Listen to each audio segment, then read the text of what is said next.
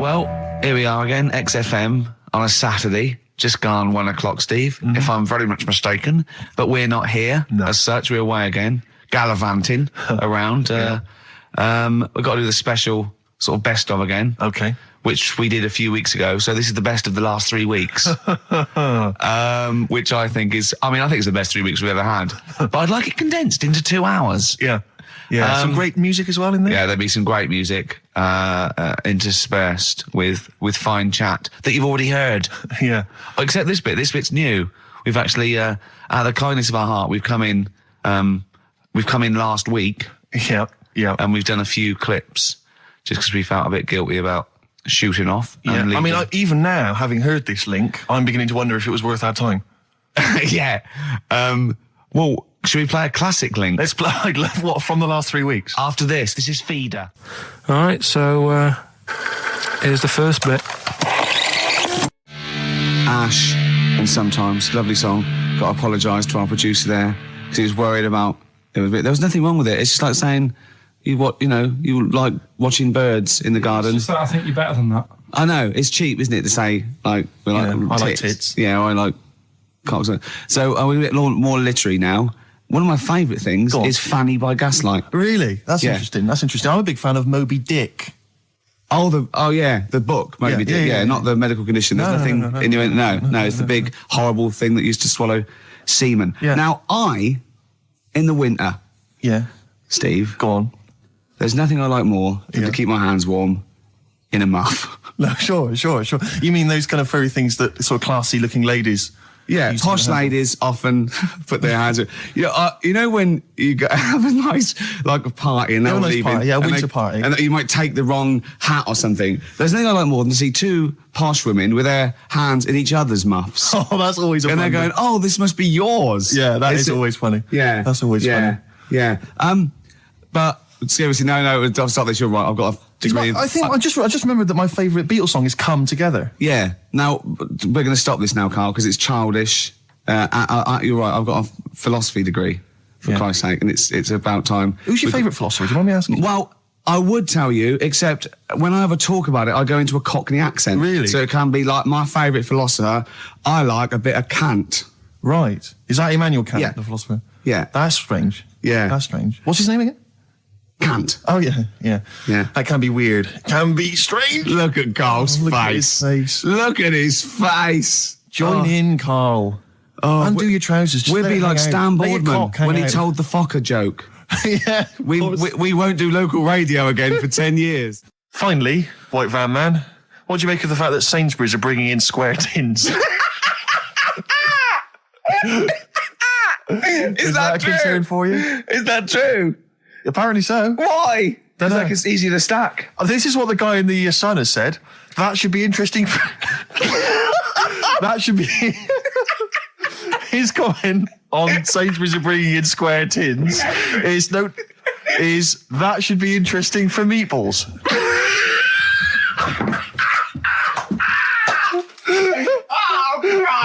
Ricky's just collapsed on the floor. Let's just play a song, Carl. I don't think even you can top that.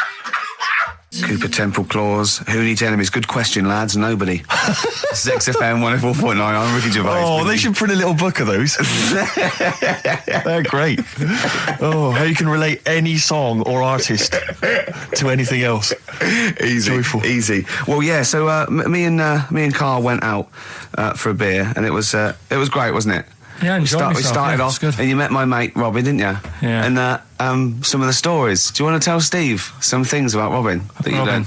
Do you know him well? Yes. Well, do you know about his worm problem as a kid? Go on. Right. What I can remember is he had worms as a kid. Not sure how you get him. He never answered me. He was getting a bit touchy about it. Right. This is like the second time I met him. I think he was a bit annoyed that Ricky told me about his problem. Now straight away, you not being there, instinctively, what do you think went on with this story about worms? My suspicion is rather like when you told a group of people that Robin had once suckled milk from a cow's udder. Did he mention that as well? Yeah.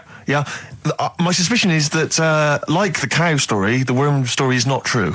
But why would he get so sort of uppity about it. Well, Because it's not true. imagine if that wasn't the first time he'd done it. Imagine if he did that every single time he was with somebody for the first time and Robin was just met them. He will tell that story to anyone. But they do say there's no smoke without fire. Robin. I also told him that the way Robin cured these worms was because the doctor told his mother, right, to hold a piece of ham or cheese near Robin's anus so the worms would come out for the food, and he believed it. I'll tell you why, though. I said to Robin used to sit on spam to try and get the worms out, and he believed it. But Steve, right, do you remember that story about 3 or 4 years ago where there was some bloke in the army? He went away to somewhere, Vietnam or whatever.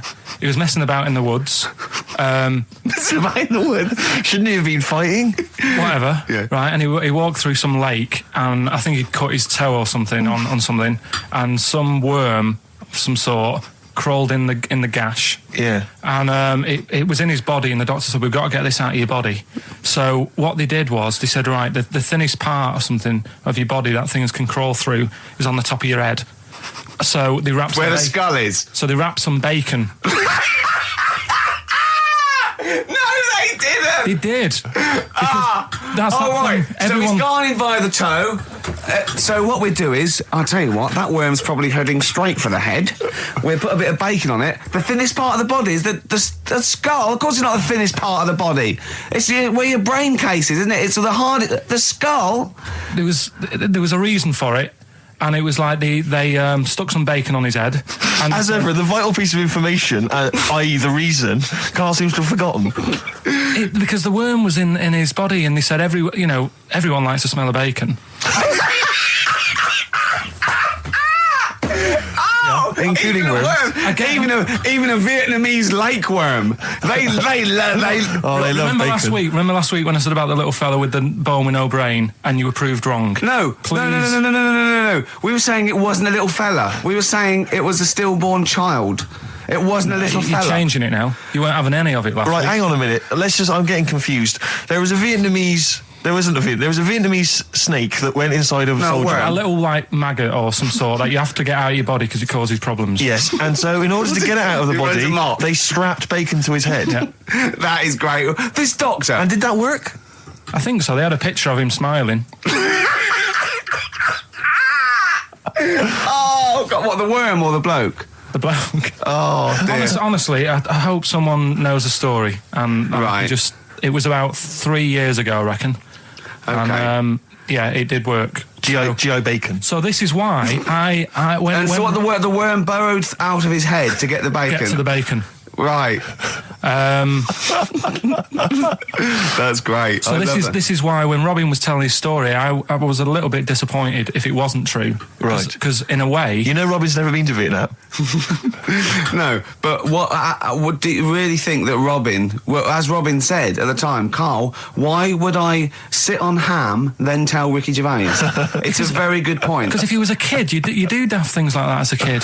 Right. It's the telling Ricky Gervais, though. Yeah. And then, oh, bless him. Okay. And then anyway, Robin left, and I tried to chase him, but he got away. He knows. And then we had a few pints, and then Karl embarked on some of the greatest stories ever told. Can you tell the story about your dad? Let me run it by. I haven't spoke to him all week, so let me run it by him. Okay, play records. Because, What we got? We've got... one of Steve's tunes. Yeah, well, bizarrely enough, this comes from the Teachers 2 soundtrack, the soundtrack to the current TV series. There's a slight whiff of nepotism in the air. Yeah. Rick, would you like to explain why? Well, that's why you're doing it. My girlfriend worked on it. But yeah. You were going to play this anyway, weren't you? Well, I was, actually. Bizarrely enough, I was going to play some I Am Clute, and this is from, as I say, the Teachers soundtrack. This is called To You. It's a good track. That's I Am Clute, a track called To You from the Teachers soundtrack. That's also got, I noticed, the Electric Soft Parade, The Hives, Star Sailor, Feeder, Turin Breaks, Mercury Rev on there. It's a good little collection. Lovely. Karl has just had confirmation. He's looking smug because someone phoned up and went, it is true, it's a Laogai chi worm and you wrap bacon around your head. That's all the bloke knew as well. Yeah. And his name was Gary. Yeah. So I'm not having it. No. And he said, see, that's why the Robin thing isn't so weird. He said, but when you said he tried it with cheese, he said I was having none of it. He's got standards. Strokes, hard to explain. Like Karl, really? Yes, yes. So, Karl, concentrate. Yeah, go on. So, we'll leave the worm with the bacon wrapped around the head, shall we? Well, if you're ever caught in the jungle... Yeah, always carry some... bit of Danish. Good advice. Lovely. I'm Ricky Gervais, with me Stephen Merchant and Karl Pilkington, our producer. Right. In inverted commas, heat put. Yeah. They know. How you doing, all right, Karl? Yeah, didn't they also write something about me, bald round head? Yes, perfectly round little bald man head, they said, so... Because you need to know that when you listen to the radio on that. Really matters what my hair's doing. Your hair, have you given it a little sort of polish? Because you look like a cue ball at the moment, and you've had a shave in it. I've never seen such a round head. It actually looks like a plate with ears. Yeah, well, for those that have never seen Karl, I actually, if you remember, I think he looks a little bit like Mr. Spoon from Button Moon. He does. If you've ever seen that show, and also he looks like, you know when they say they find with a little 4-foot human and it's actually 500,000 years old and they give it a name and it's the first, Australopithecus into. Right? He looks like one of them as well. Perfectly round little. He is the missing link. He looks half human, half monkey. Because he's got a slight slouch as well. So yeah, it's like those pictures where you see it going from an ape to a man. He's one of those in the middle. Yeah, and of course his monkey hands, his hairy little wrist to those skinny little things that you can get oranges out of holes with, and it's unbelievable. Why are you so all shaved and polished and everything? Got a wedding. What? Got to go to a wedding today, so thought I'd clean myself up a bit. Yeah. Shouldn't you be wearing a suit or something? No, I'll go home and put something on. Oh, okay. But Suzanne said, make an effort. I sort of had a shave and that, and then I came out of the bathroom. She said, "Oh, your head looks a bit sort of eggish." She's right. She always worries about when I have a shave because I just, That's your girlfriend, Karl. I know. Saying that. Just think. So don't worry about Heat saying it. And funny thing is, it's Boyd Hilton, I think, of Heat that wrote it. And he's got a little bald head. Yeah, no, don't slag him off. Yeah, but on the end of his review, does it say, written by Baldy Boyd? No, because it doesn't matter. It's a magazine. Don't worry about it. Looking forward to the wedding? A bit boring, isn't it? But you've got to do it. They're probably listening. Should we do a shot? No, it'll be a great day for them, but I know what will happen. Suzanne will see, all the fuss and that, and then she'll get ideas, and I'll have to let her down and all that. Why is it you don't want to get married again? I always forget. It's just... who's it for at the end of the day? I've been with Suzanne for 11 years, right? Sure. We're happy. Well, I am. That's what counts. You're never happy.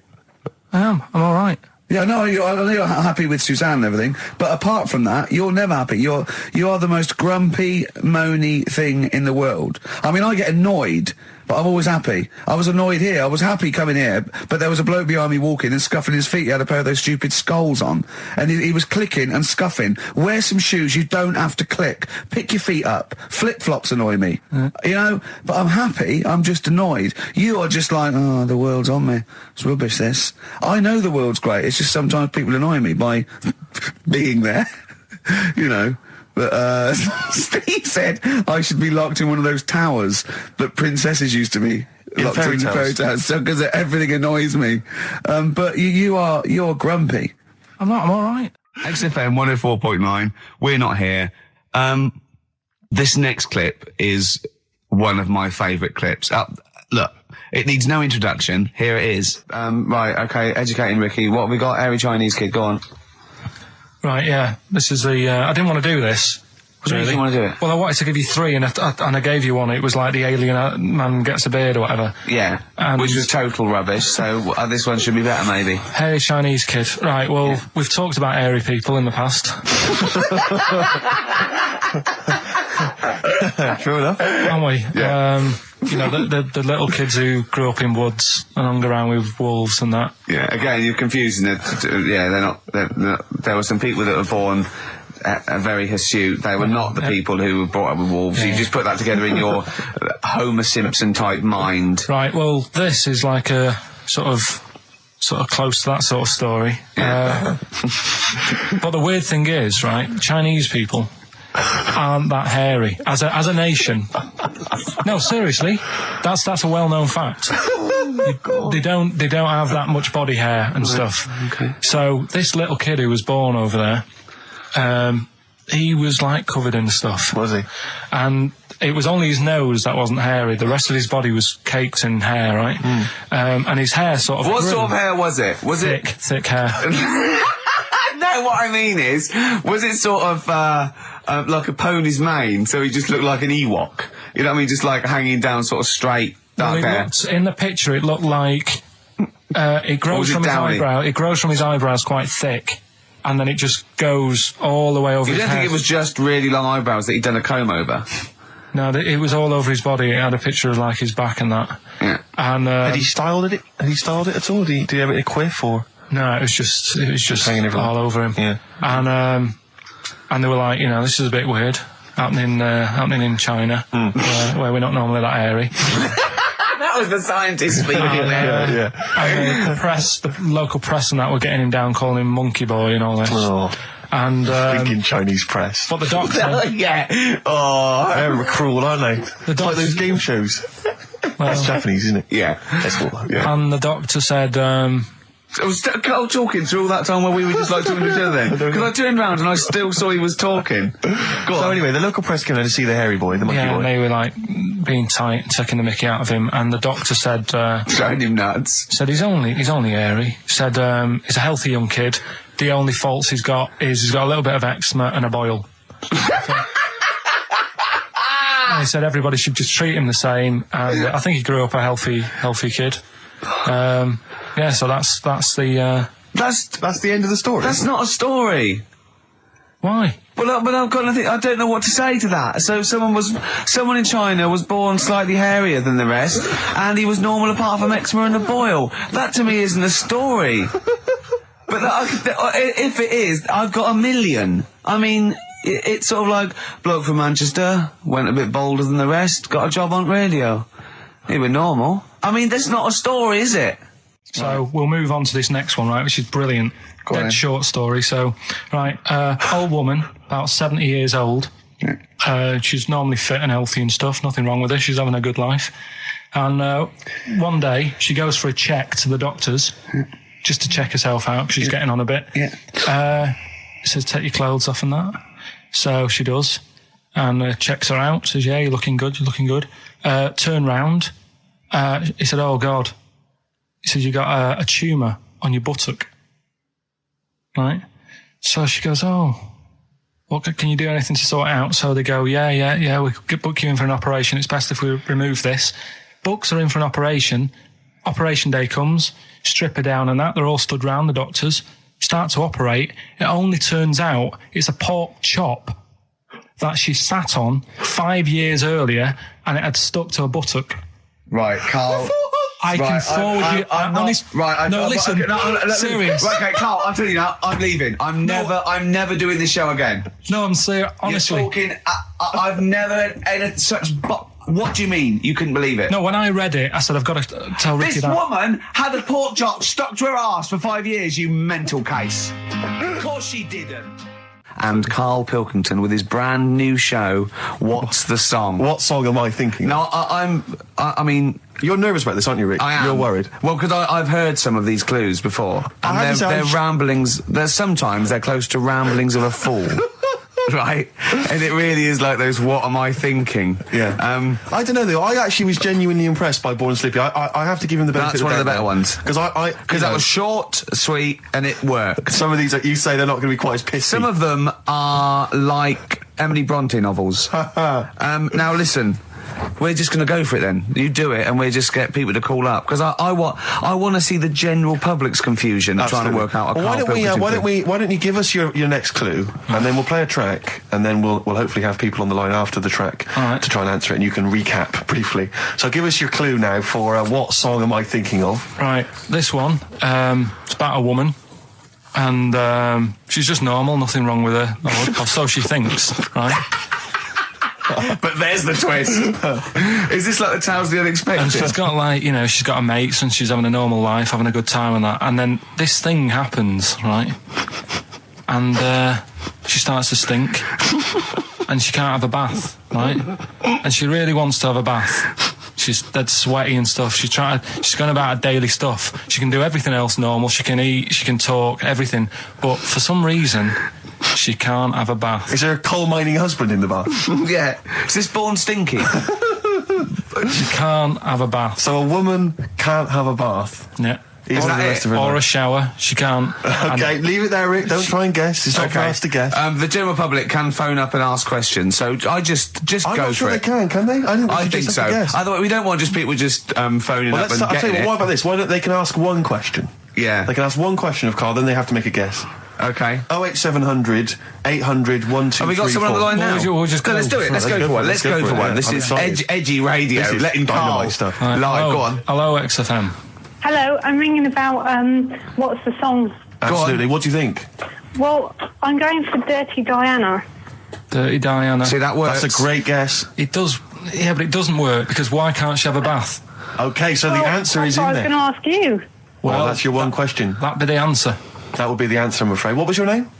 Shelley. Shelley, thanks very much. Shelley, I'm I afraid the should answer's- tell you that, that you should never take this personally because no one can really get into the mind of Karl. So don't beat yourself up about this. I don't expect anyone to get these clues. No. So well done. That good is a guess. fine guess. A strong Thank you. guess. Thank you. Okay. Anyone else there? Let's hello, XFM. Who's that on the line?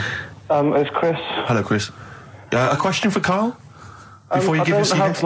I haven't thought of a really good question or anything yet. You just want to go for the guess? No, what I thought was, I'm sure Simon Mayo used to do this when he did the breakfast show on Radio 1 years ago. No, he didn't. So you've just pinched this idea, Karl? If you're going to rip someone off, Karl, do not rip off Simon Mayo. I haven't ripped this off. I thought this was a new idea. I was going to do it with sound effects instead, but that's Yeah, that's he used to do that, and he used to get his team to play other characters. In the You story. idiot. Well, no, hang on. Not you, Chris. I'm saying you idiot to Karl. Yeah, but nothing's new anyway, is it? So I'm not getting annoyed about it. Very true. What do you think the answer is? Is it Cornflake Girl by Tori Amos? Good answer. She couldn't have a bath because she'd go all She goes floppy sloppy and and that. then go down the plug hole. Good answer. She's all soggy. Yeah. So It's not, is it Cornflake Girl? No, it's not, but That's a great answer. It could have been. All right. Okay. You're already seeing the error of this, aren't you? I think this is great radio. I'm know. really hooked on this. I'm But genuinely excited This now. is really like that.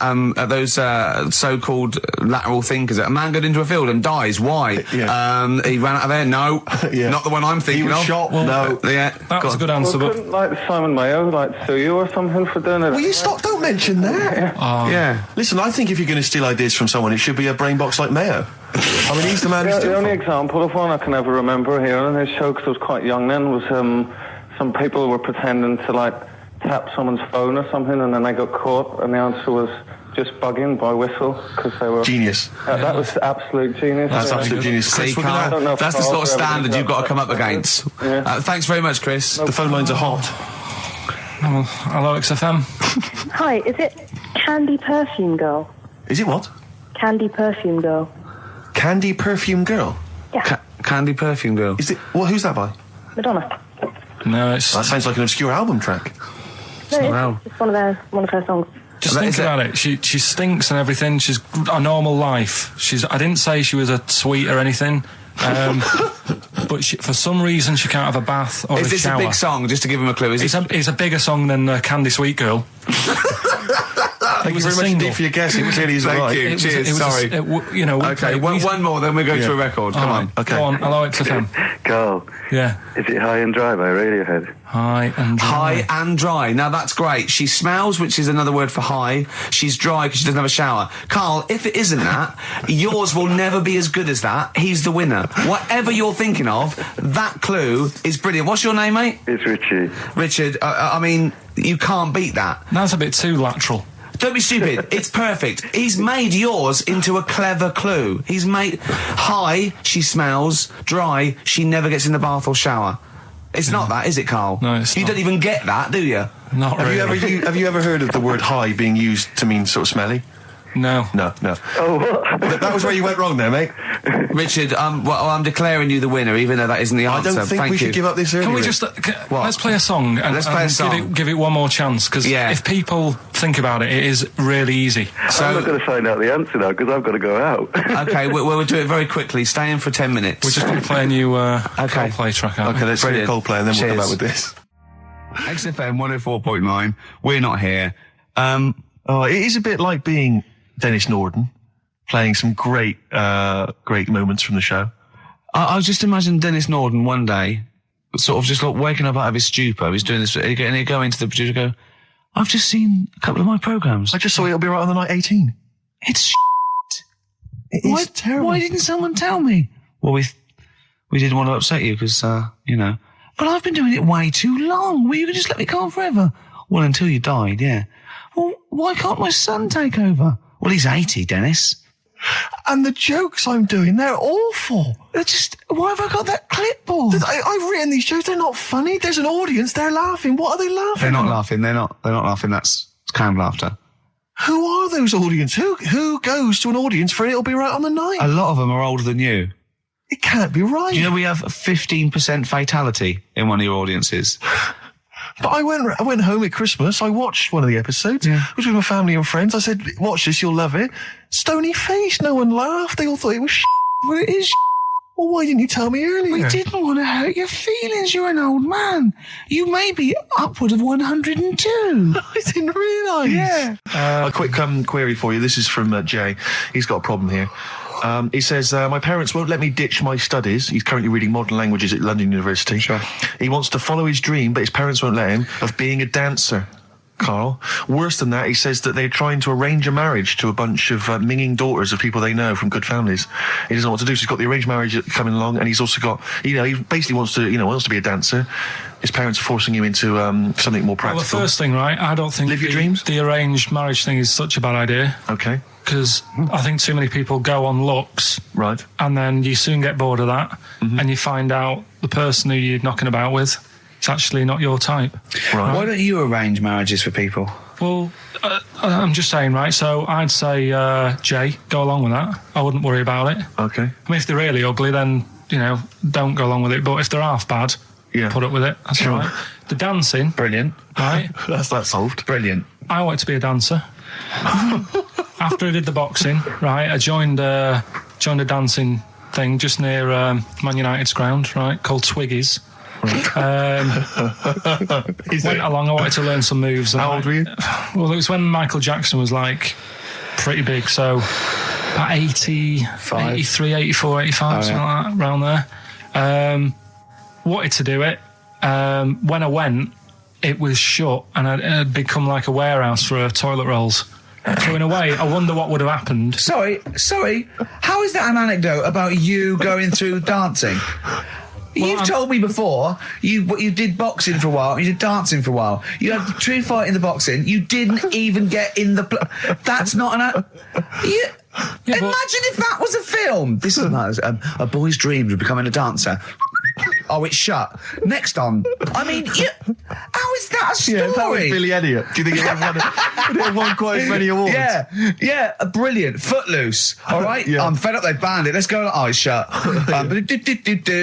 Flash dance. First, there was... it's a warehouse. Never mind. I'm just saying, you'll find something else. I think I got a go-kart after that.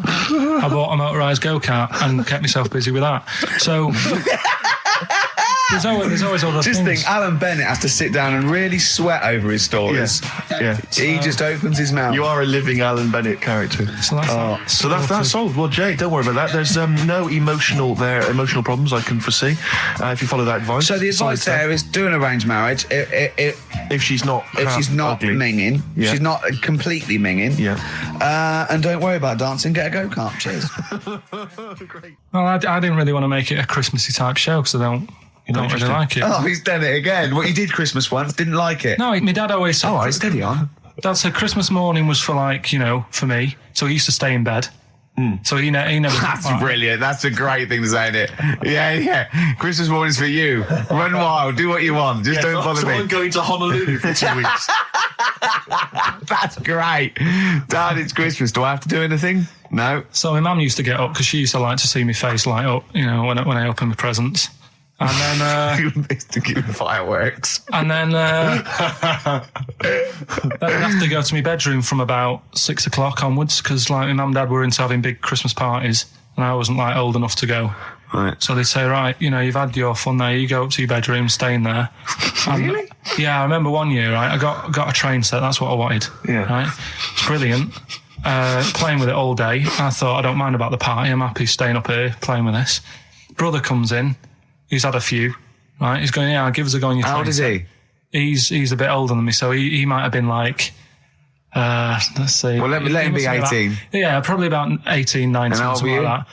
I had a train set, so I don't know, about 14. something like that. Yeah. Right, so I'm playing on that, loving it and stuff. And then he comes in and goes, oh, give us a go. He turns the transformer up to like 14.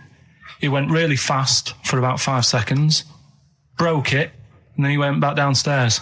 Wow. So Christmas, I hadn't even got to Sounds Christmas like Day. the Conservative government with British Rail. Satire, that is. Rick, I just thought that there's satire. If there's any satirical shows listening or it magazines, doesn't work in any way because there's the analogy falls down apart from there being a train. think it through though. British Rail was trains, Yeah. and the government broke the trains in many. Well, they didn't break them, like not officially breaking them, but they kind of. It does work. It's perfect. Oh, I'm very pleased with that. And I can't. And no one's asked him to be on. Have I got news for you? It's weird, isn't it? Because it's strange that when you've got a satirical mind that's as quick as that. Yeah. All And right. he's broke your little train set. So what did you do? I just like watched telly and had some sausages. I bet you were happy with that, though, weren't you? Oh, it's just a bit annoying, though, isn't it, when your main present of the year's been broke. And then, did it ever get it fixed? No, that was it. Put away. I'm intrigued why your parents wouldn't let you come and join in the festive fun. Was it like really debauched down there? Was it like eggnog everywhere? Well, no, but I mean, that's fair enough. 6 is a little bit early, but I just think, if you're a kid, he had his fun, put him to bed at 8, maybe. And Do you think so on Christmas Day? I thought that was a day for family. Well, not if there's a party going on. And Well, then don't have the party on the Christmas Day. Well, that's another option. Yeah. Your parents are weird, aren't they? A strange breed. Well, I think that was the year, right? You're talking about buying presents and stuff. I think I did treat my mum to. I didn't buy my dad anything. I think that was like when I got a bit older, I used to get my dad something because he wasn't that bothered anyway. No. So got my mum. There was a cheap shop, right? Of course. Thank God for that. Called Snips. Right? So I went in there and I thought, let's see what I can get her. And remember Victoria Plum? I don't think so. Well, it's like a fairy character. Right. Right. I mean, mum's into gnomes and stuff. Right. So I thought, right. She must be pleased with you then. Victoria Plum. I was thinking, is that one of the neighbours? Is it like a brandy Do you liqueur? remember Victoria Plum? Victoria Plum. Victoria Plum, yeah, it's like a little fictional sort of character. Right? Okay. So I saw it. I thought, yeah, she'll love that. Right. So I did my paper round, saved up for 2 weeks. Right. Got that sorted. Went to Snips. Bought the Victoria Plum. Next day, I'm in town with her, right? So I think, I know what I'll do. I said, come in here a minute, right? So we go in and we're looking around, and I tested her, right? I went, look at that there. That's all right, isn't it? And she goes, oh, it's bloody awful. Oh, Carl. Oh, Carl. Oh, God. So then Christmas Day comes. I said, don't bother opening it. She said, no, why? I said, Oh, "Don't." no. Why did you still give it to her? So, well, it's too late. I'd already bought it. Oh, Carl. So she opened it, and I was like, and she said, oh, that's nice. I said, why are you saying that? I said, the other day, she said, it's bloody awful. She said, oh, no, I thought you were pointing at something else. Oh, no. So that's why I don't get anyone anything anymore. Oh, God. Play record. Oh, God. Oh. So we get onto conversations. Talking about, he's asking me stuff about evolution. Tell me that. Why did the giraffe? What's that rubbish about the giraffe getting a long neck? I said, well, it didn't try and get a long neck. It was selected because, Anyway, I went into evolution for him, and he said, but why would evolution do that? I went, well, you think that evolution didn't do anything? There's not this consciousness, there's not this will that a giraffe has to stretch its neck to reach the leaves. One had a long enough neck to survive and pass it. He was going, yeah, but why did evolution? This isn't. But by the way, this isn't the most stupid thing. This is warming up. This is about 8:45. Sure. Right? He said, why didn't evolution make a giraffe good at carpentry so it could build a ladder? Right. Yeah. Okay. All right. Okay. So he's thinking around it. He's trying to pick holes in evolution. Yeah. We get on to, I said, well, things are, I said, we can see the speed of evolution in lower life forms like bacteria, viruses, they evolved. That's why soon we won't have an antibiotic that can kill some certain bacterial strains. And he said, and this is about 11:30, then I said, I'm going to bed, right? He said, in the future, they reckon that you'll be able to wake up and eat a yogurt you can have a chat with. I don't know what that means. Let's put a song on, right? And we'll come back to it. So you're going to explain that? Yeah. You've got an explanation? The Verve and Sonnet. on XFM 104.9. I'm Ricky Gervais, with me Steve Merchant and Karl Pilkington. So let's just get this right. What did Karl say? He's just specifically giving those words again. He said, they reckon, and I said, I'm going to bed. He went, no, really? I said, no, I'm going to bed, Karl. There's no point now, because, it's just like you're talking gobbledygook. You know what I mean? I might as well talk to a pot plant. Yeah. He said, in the future, they reckon, I don't know who they are. Sure. I don't know, people who post things on the internet that he reads. I think the Telegraph.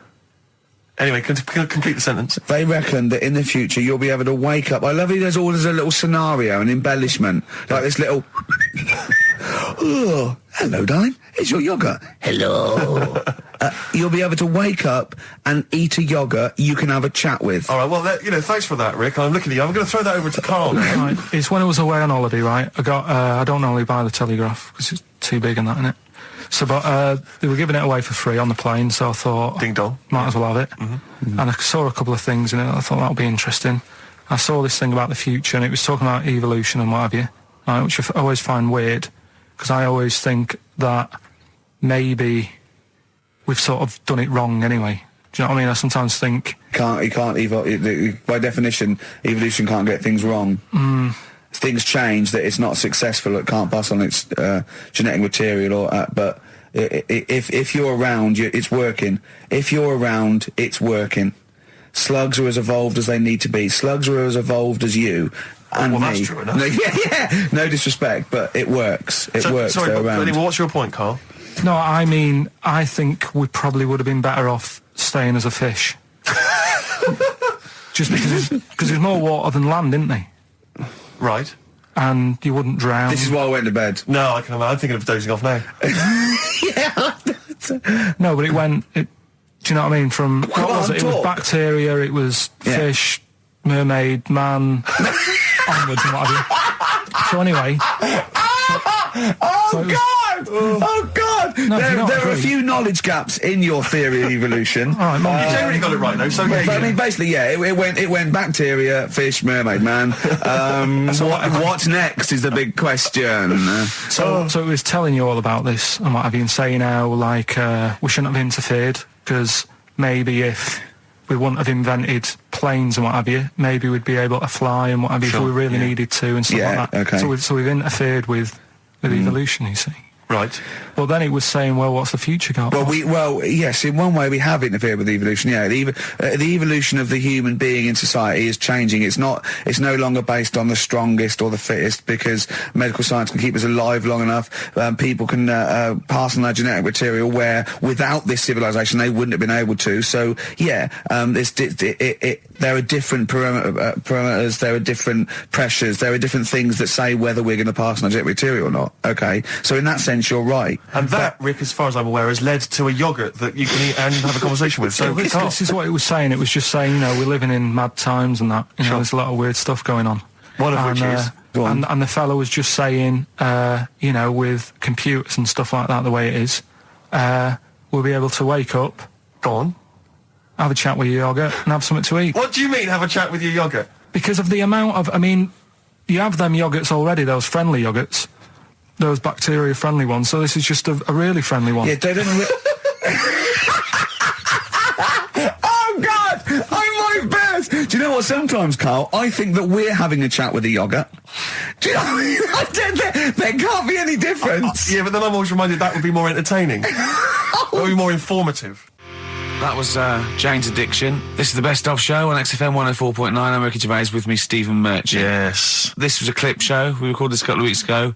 I hope you had a Merry Christmas. It's not over yet, because tonight at 9:50 is the second part of The Office Christmas specials. It's brilliant. Watch it, and we'll be back next week live. I'm Ricky Gervais, with me Stephen Merchant. Bye. Have a great new year.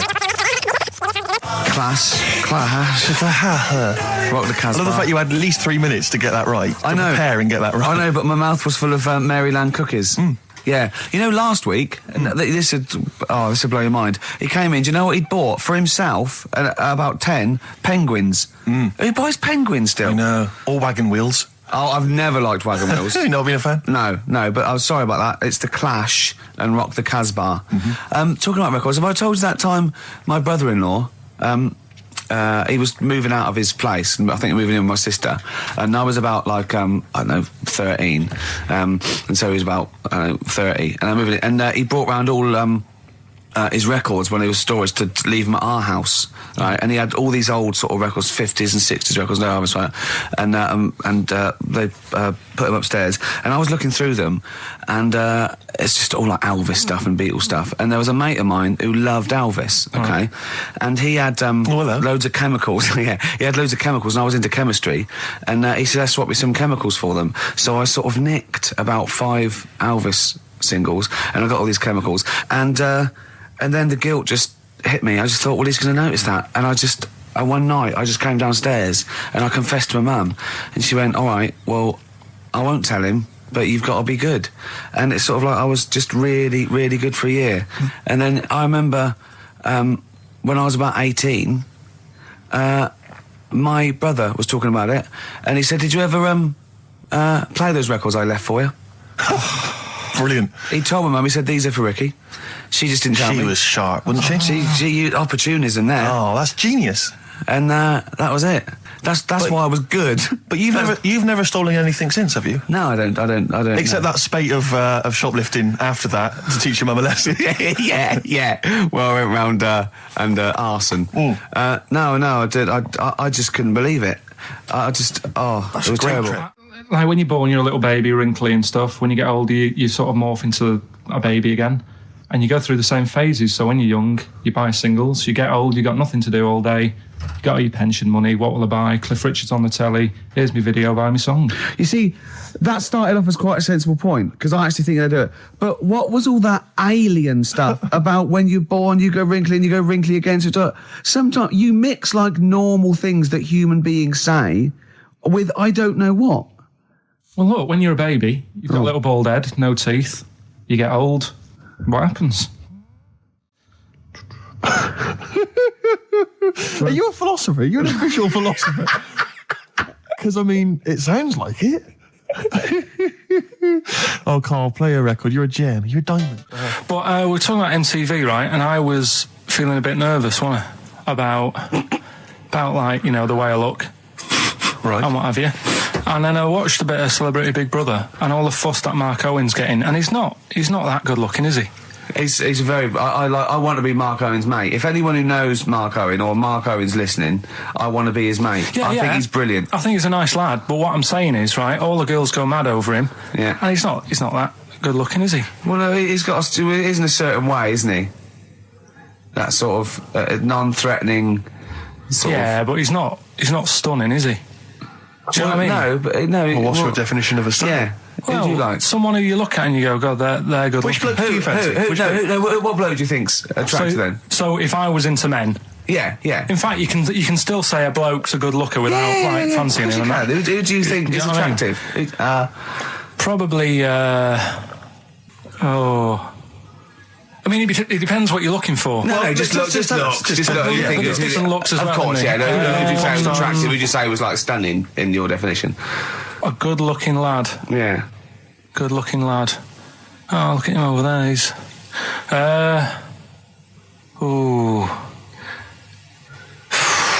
Do you find, Robbie Williams? Do you find him attractive? Boy Next Door. Look. No. Who do you? Karl, hurry up, because it's we've only got 2 hours. Probably.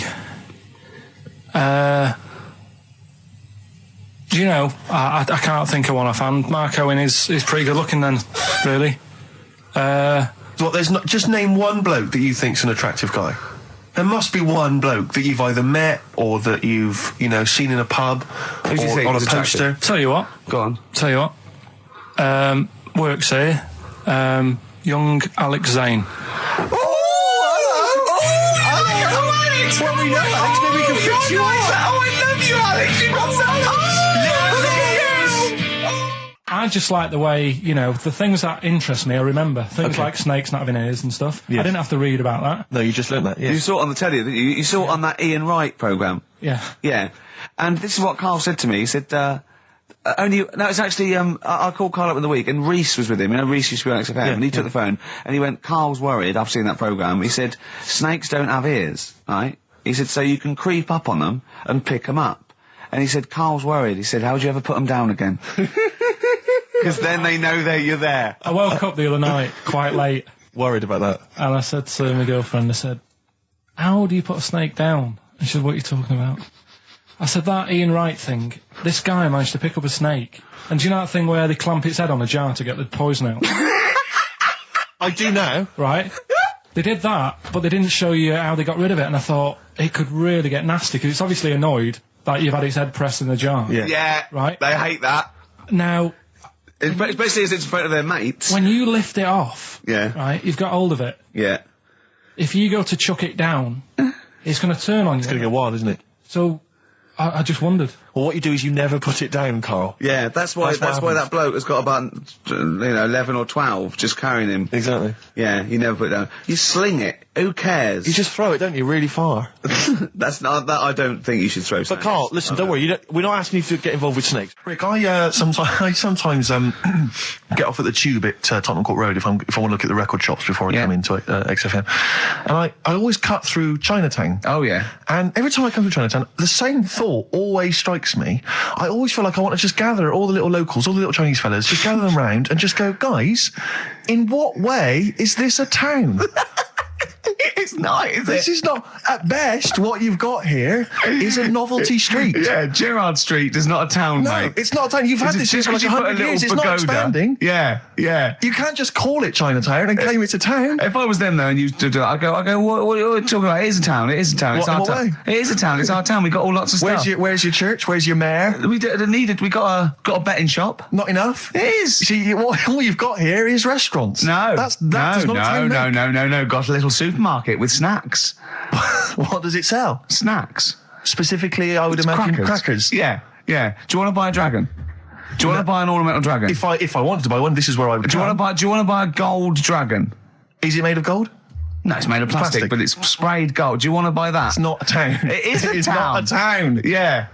And it annoys me because when I first came to London, I genuinely thought Chinatown was going to be this amazing, what they've got there is you'd hear a gong and every time we went in there, and there'd be rickshaws and people walking on those little sort of wooden shoes. You know those ones?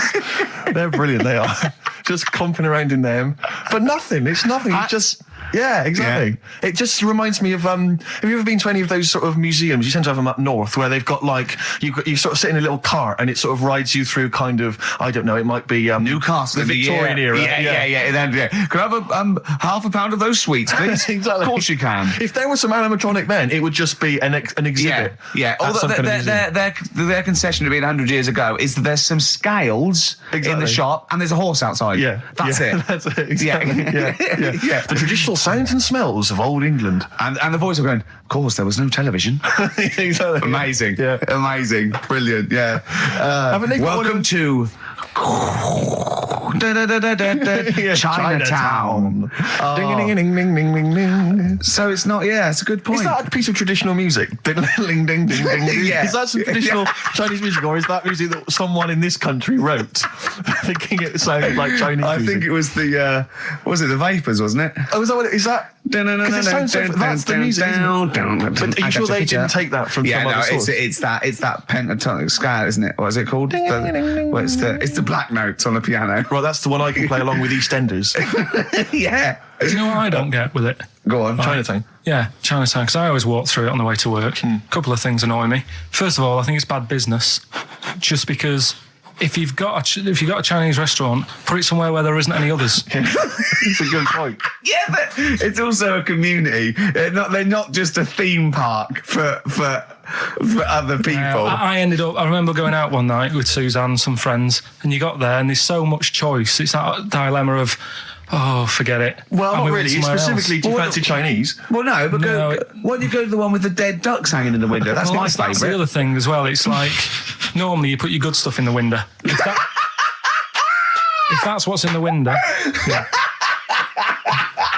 Right? Yeah. And the other thing that annoys me, walking through it today, there's always lard on the floor.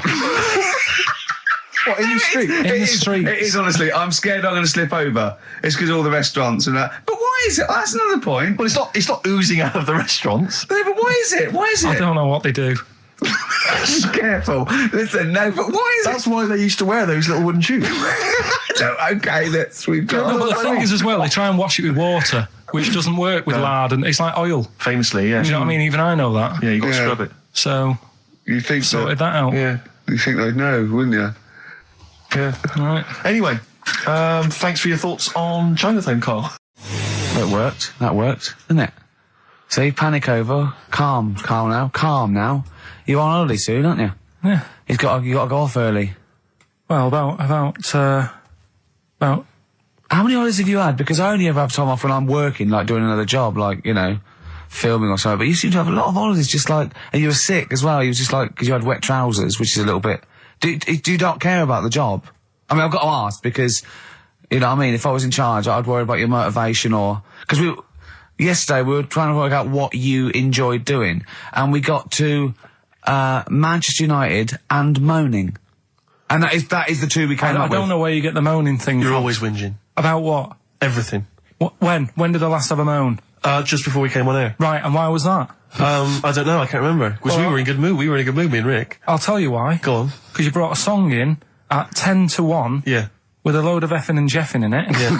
And saying, can you edit this? Yeah. But that's your job. You could have brought it in yesterday. No, I couldn't. Why not? I hadn't thought of it. But why are you whinging? That's your job. And I didn't come in 10 minutes before. It was a good 20 minutes before. It just took you ages because you were whinging and moaning to even get started. I'm not being dragged into this. You are always... I'm on my holiday now. Well, not yet. No, you're not on yet. You're still working. Well, that's what's funny. This isn't even work, right? And yet it should be. Compared to what I do in the week, this is a doddle. Well, it's because you're not putting any effort in, clearly. Where are you going anyway? Where are you heading? Cornwall. Yeah? What's happening down there? Well, there's a monkey world. You're excited about that? We'll go and see that. Probably go twice to that. Yeah. Whilst I'm down there. How long are you waiting for? The whole week? Yeah. Yeah. So, this is with your parents, isn't it? Yeah. Taking them out. Your father, what do you think your father will be up to? What's he going to be nicking on this holiday? Well, Tin. There's a lot of tin in Cornwall. Since they've shut the mines. He's just called Suzanne, said they've got there, said it's a nice little place. Mm-hmm. There'll be no towels when you get there. So what are you going to do? What are you going to do? Just going to chill out and sort of like go to the pub and stuff? Yeah, like I say, I mean, all I've got planned is probably probably Tuesday and Thursday at Monkey World. What about Wednesday? What are you thinking of Wednesday? Just wandering around? Just sort of think about, you know... King Arthur and that. Where he was down there, wasn't he? I don't know, but I'll tell you something. Going? What town? I don't know. I don't know where it is. Suzanne sorted it out. Yeah, she's sorted it out. I had you on the phone to her saying, well, pack 2 pairs. Poor woman. She's packing your bags for you. Yeah. Right. But, you'd spend more time at home if Steve didn't come in at 10-2 with a rap record with, like, obscenities all over it. Yeah, well, we'll play that next week. Well, you didn't even get the job done, that's the thing. We can't even play it because you didn't get finishing time. I'll tell you what. Kings of Leon, Red Morning Light on XFM 104.9. I'm Ricky Gervais, with me, Steve Merchant and little Karl Pilkington. Getting excited because it's this special time of the week where he gets to talk about a cheeky freak of the week. Well, just get Rockbusters out of the way, right?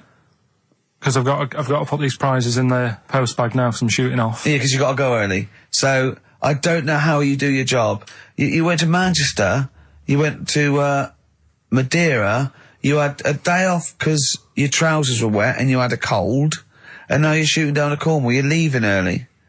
How do you get your work done? And you've got one job. Me and Steve have got loads of things to do. The man fast let me work. Like I said, the prize is ready and packed up. Here. No one's being affected by me shooting off early. Right? Okay.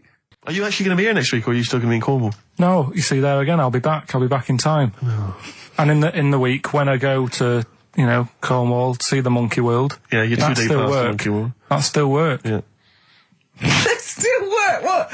What, you're going to interview some of the monkeys? I love that. I love that. You were going, could a monkey live without bones? And so I'm going, Karl, shut the please, just look at the monkeys and eat your ice cream. And that's work, is it? Right. Right, are we having Cheeky Freak of the Week? Do you want to do it? What time have you got to shoot off?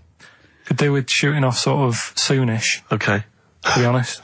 This is not radio. Have you ever heard that on a radio show? Chris Tarrant going, I can't shoot off right now. I couldn't get a later train. Why did you get a later train? There isn't a later train. So I couldn't get to Cornwall tonight if I had to.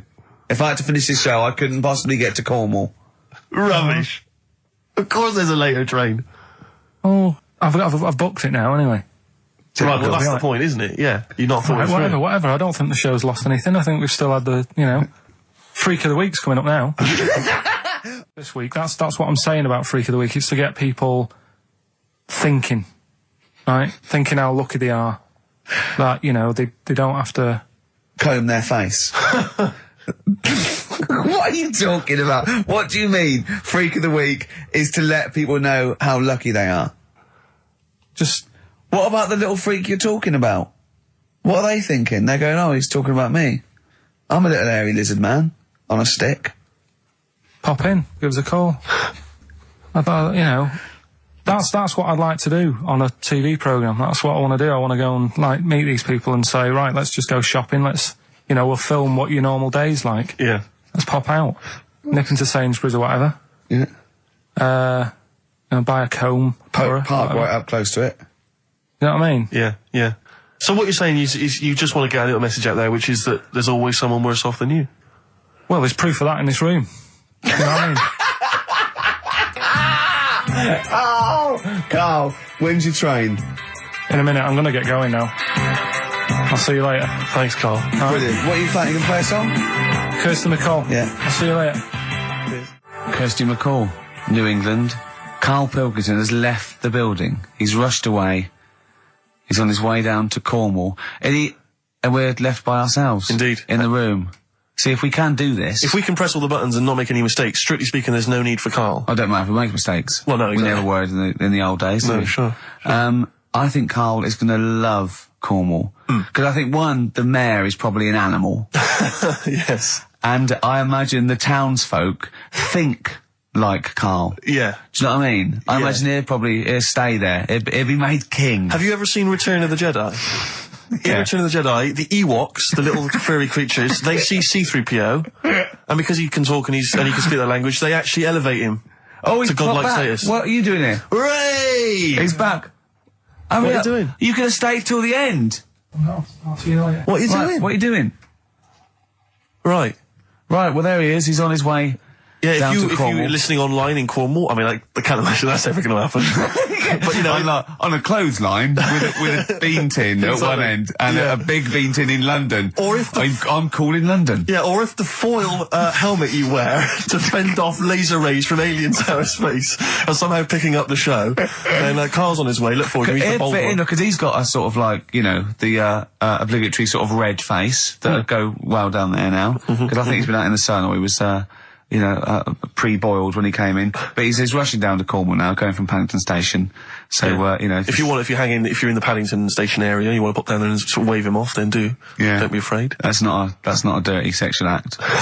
Wave him off. Yeah, I'd love to wave him off. And, call in the week as well, carl.pilkington@xfm.co.uk. Send him anything. Just clog up his email. Yeah. I mean, because he gets stressed at work. So if you can send him 3 or 4 emails each over the next week, so he's got to read them all, but disguise them, don't make them look rubbish, so at least he's got to sort of open them and look at them, or some of them might be correspondence, so he will just phone his line as well, just ask for XFM, ask Karl, and leave long messages on his voicemail. Yeah. So if you can just for me and Steve, remember it is mine and Steve's show. Karl is merely like the icing on the cake. Yeah. If Karl can come back maybe next Friday or Saturday or Monday, whenever he comes back, to about 250 emails and 200 voicemail messages. If you put down, when it says what's the name of the message, the title of the message, if you put monkey news or monkey information, he'll have to open it then because he'll be intrigued, even if it's not about monkeys. Yeah. Do that anyway. Yeah.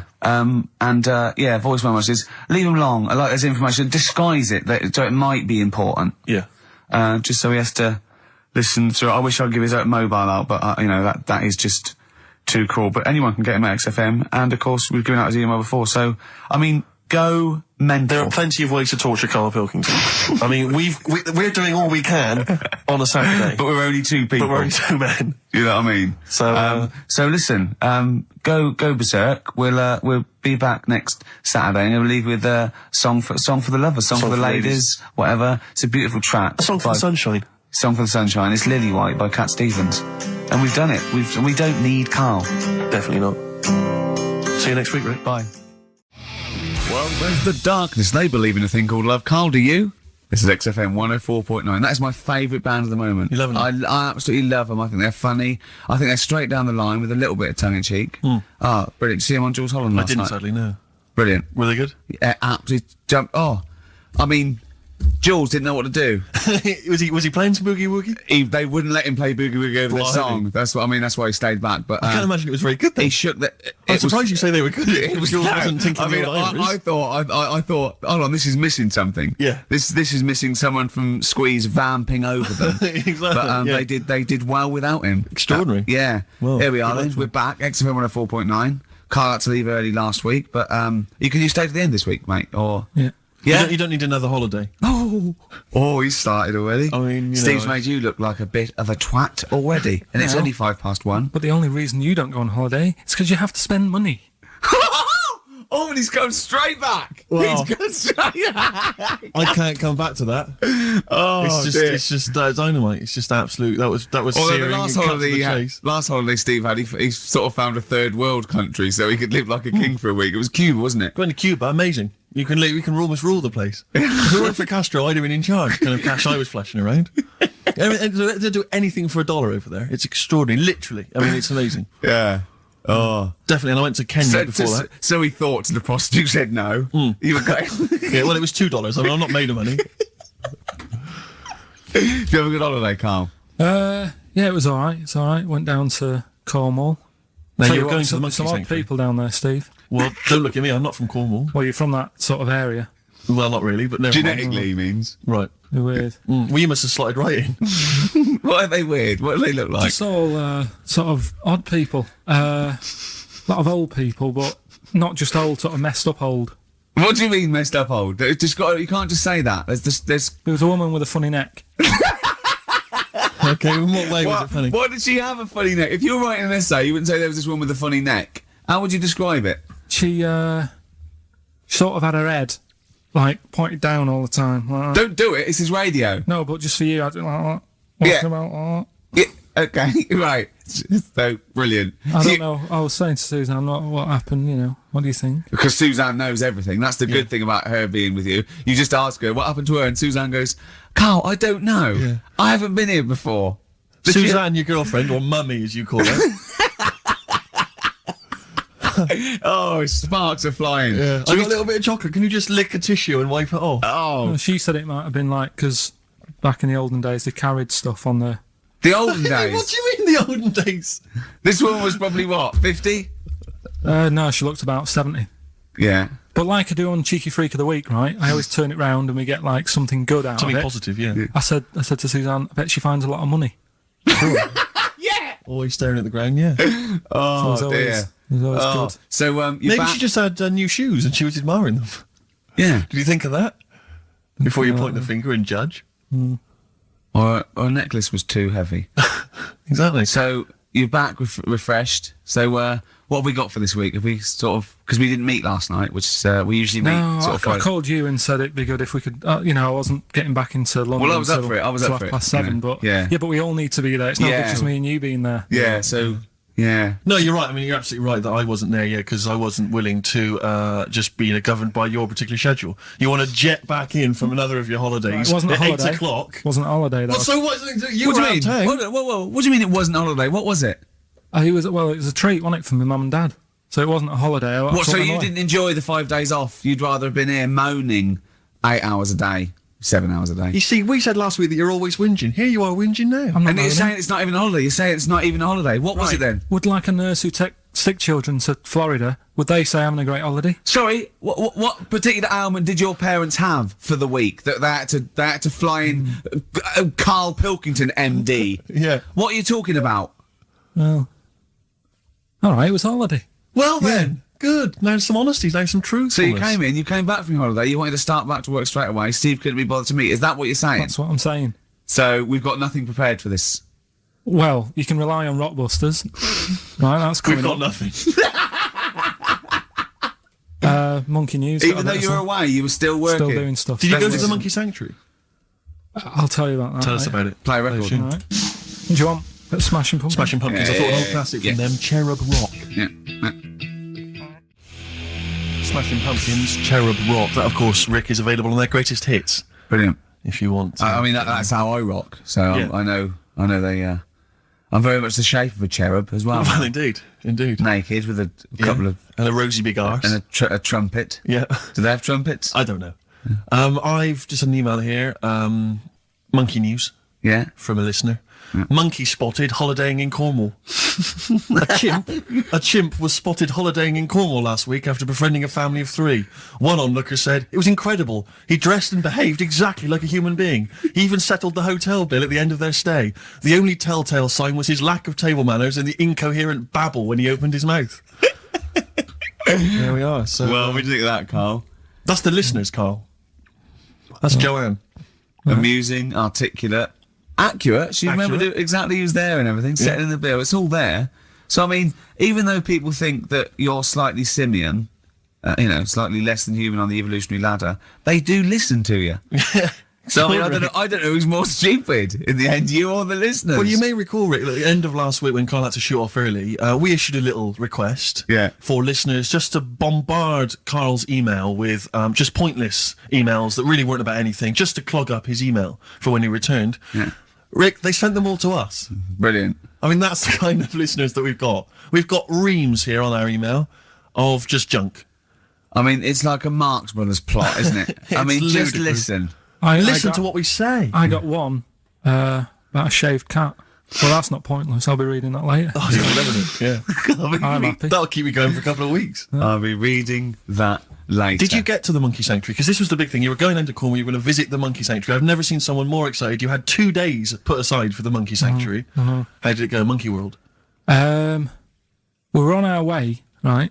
I found like a little, in the little cottage that we had, right? It's like a little folder, with little leaflets in saying if you're into mountains, you want to go here. Yeah. If you're into castles and that. Here's a Little castle monkey world. on the leaflet, right? So I thought I'll be needing that. Took that out, made sure that's safe and that, right? We get in the car, getting ready to go. My dad says, "Where is it?" I look on the back. It's in a place called Low or something like that, right? Yeah. So we're on our way. Can't believe me luck. It's going to be a great day and all that. Yeah. And then start looking at the leaflet, right? And noticed didn't have any chimps there.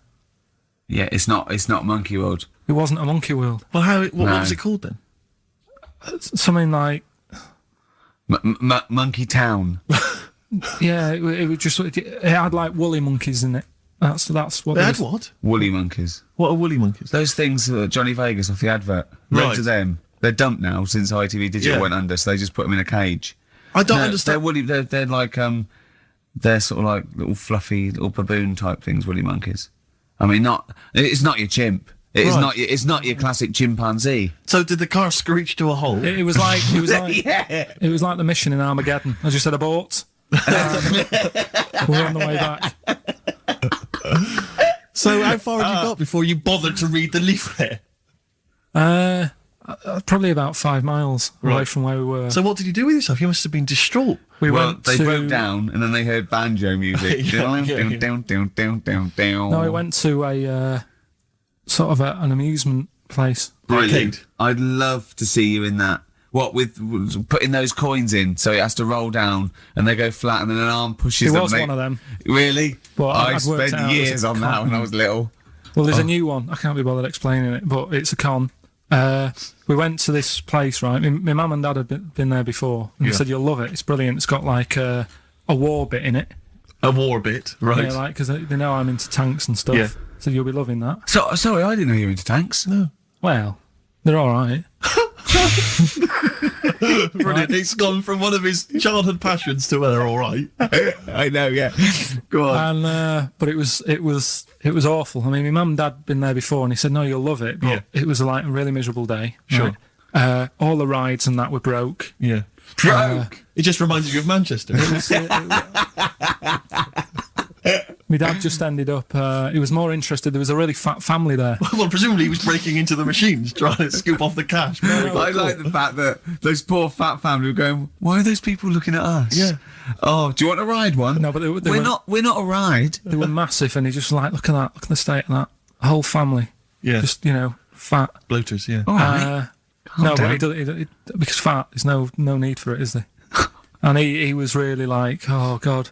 And then he wanted to follow them into the House of Mirrors to see what they'd look like.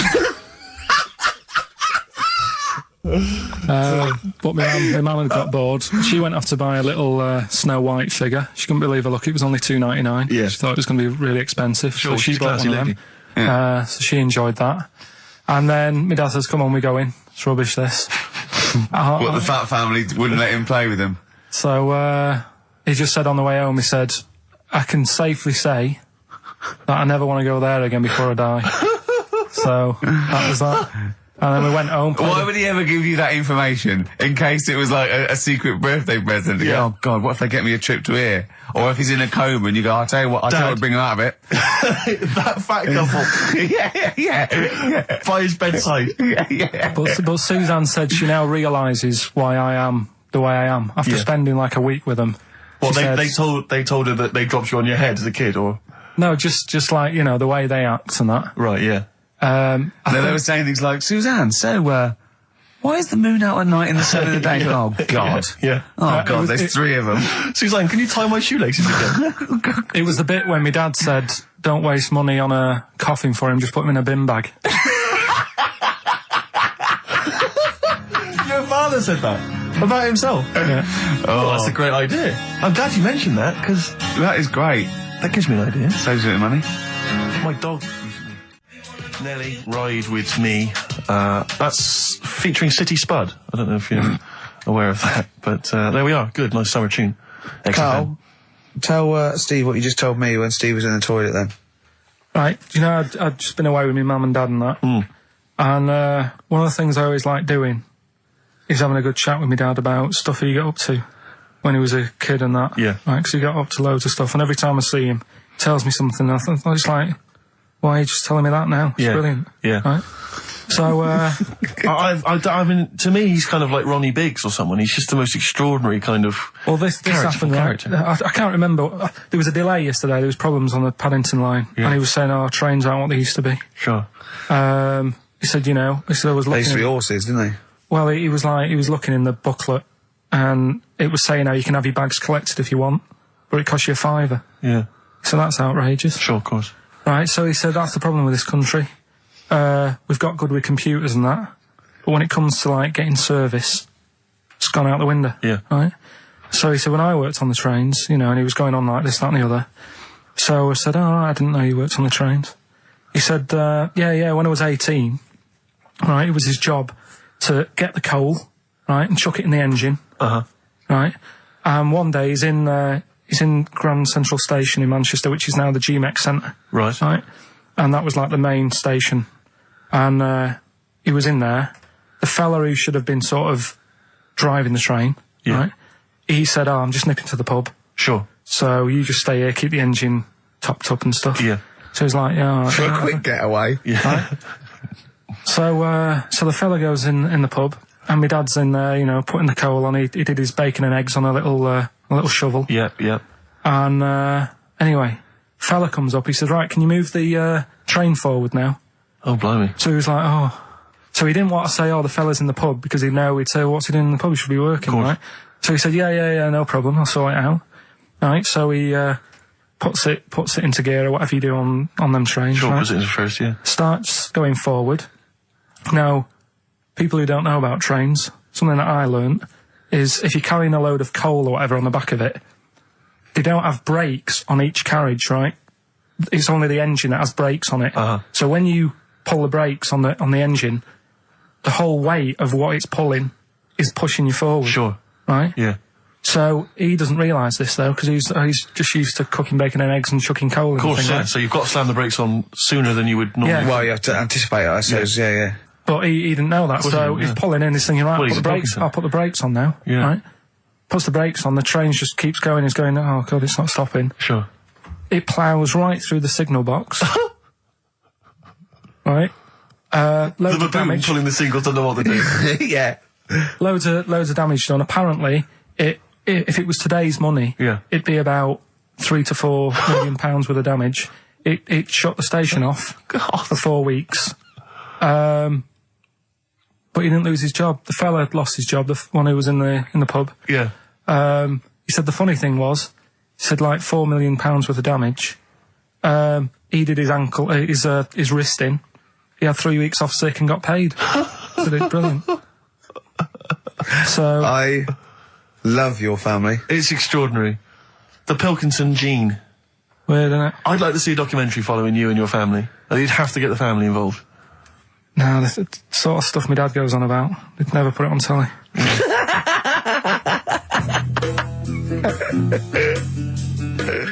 Carl, have we still got monkey news? We've got monkey news coming up. Now, you must be disappointed because you didn't make it to the monkey sanctuary, but you still managed to scrape together monkey news on your holiday. Yeah.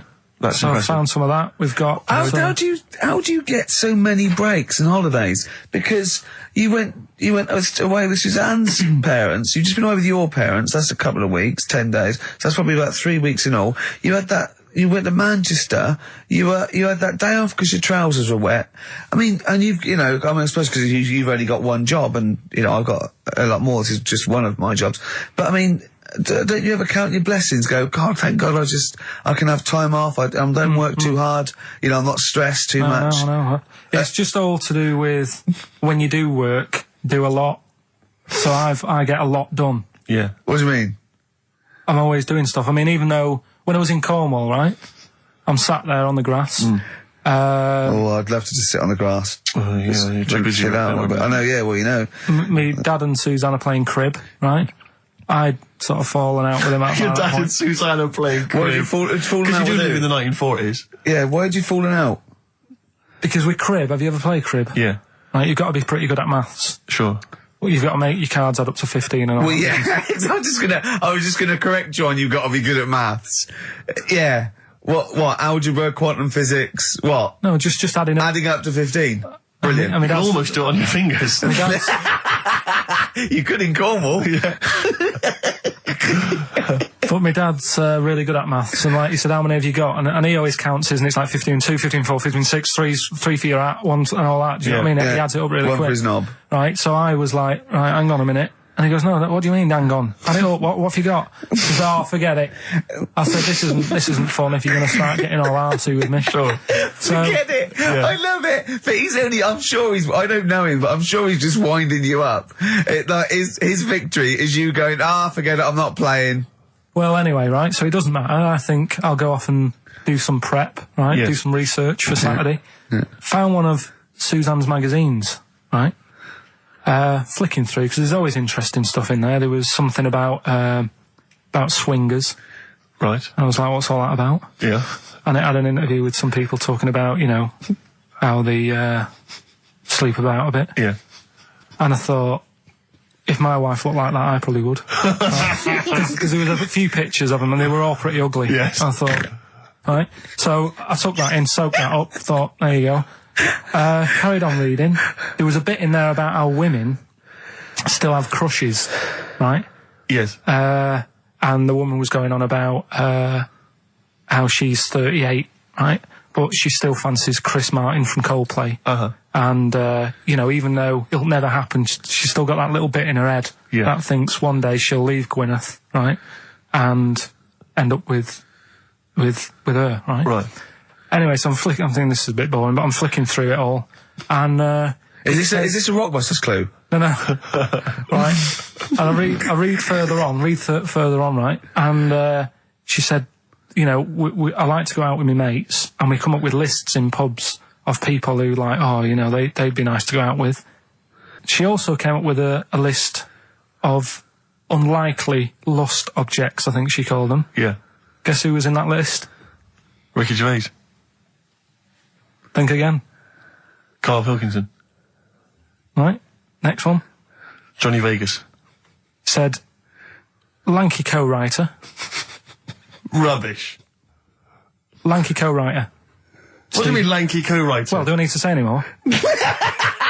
She said,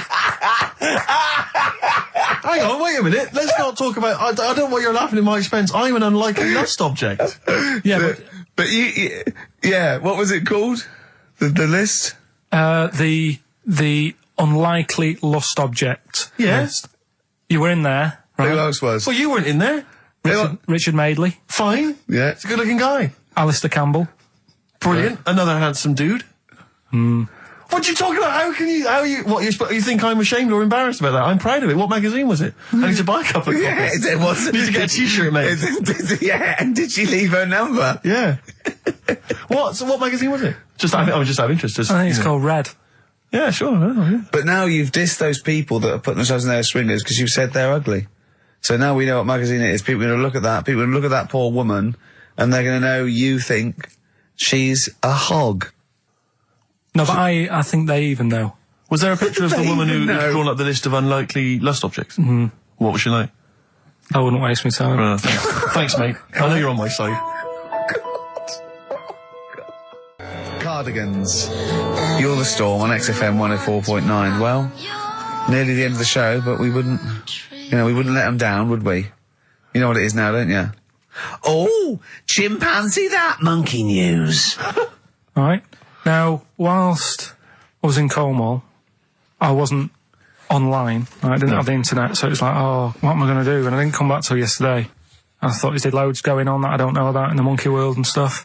I was hoping to get some from the zoo that I was meant to be going to. Of course, that didn't happen. So I said to my dad, do you know anything about monkeys? Or have you got any stories with monkeys? Brilliant. This is what Trevor McDonald does. Turned out... 9:45, he goes, got nothing. Dad, anything happened? You got anything politics? Anything politics, Dad? No. This isn't monkey news, I'm just giving you this free. Yeah, brilliant. Turned out one of his mates used to have a chimp. Right. What do you mean one of his mates used to have a chimp? Well, two of his mates. Oh, sorry, yeah. I was thinking it sounded a bit far-fetched living in Manchester, like. But if there was two of them... He had a chimp, had to thump it in the head. For doing what? Answering back? Oh, God! Tried it on with his wife.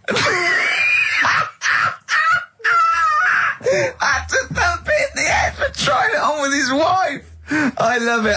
It's a proper fist fight in a pub in Manchester. Oh. I'd call him up, but he's one of them who, like, swears all the time. Right. Oh. I mean, it'd be good to get him on and Let's interview him. Can we not interview him pre-record? We can bleep out the swear, and I'd love to hear his story. Do a lot of work, that. Yeah, well, we're not scared of work, are we, Steve? I'll get myself if you can't be bothered. Yeah, have a word, I'll sort it out. Yeah, try to sort that out. Yeah, sort that out, yeah. Well, don't tell us the rest of the story then, let's let him say in his own No, words. but there was another one as well. When you say you can get him on, but he swears a lot, you mean the monkey? I'm assuming he's more coherent than your dad's mate. But there's him, and there's some other fella who he knows who had a funny name. I'll have to find out, because you'll love his name. But he was a drag artist. Yeah. And, I think he said my dad went round one day, I don't know why, right? Went around there, knocked on the door, chimp answered. Carl, I don't know what you're doing, mate. I don't know where this place you live, next door there's an horse in the front room. There's chimps running round. Mad. Anyway, chimp answered? Is that it? Is that the end of the story? There's a chimp answering the door and that's the end? You sure it wasn't the drag artist before he'd shaved? No, sure it wasn't your gran? Because I like the really airy ones that decide they can be female impersonators. Yeah, your gran. Oh, proper rock band. Best band since Thin Lizzy. The Darkness. Well, big words. Growing on me. XFM 104.9. A bit rash, I think. R. Gervais, S. Merchant, K. Pilkington. With a little bit of... I know for a fact that Steve is getting a little bit sick of Carl's attitude. Oh, his attitude's appalling. I quite like it though, because it's straight away friction, and he's sort of like, you know. To be fair, I genuinely don't think I'm the culprit in this. I think I come in and I just ask him a simple request. Yeah. And immediately on my back. Whinging, moaning, whining.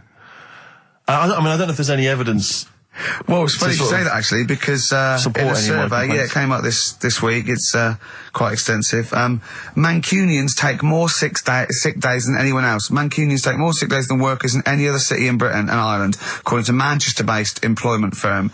Survey by Peninsula found employees in Manchester take 11 sick days per year, whereas closest rivals Edinburgh and Dublin take an average of 9.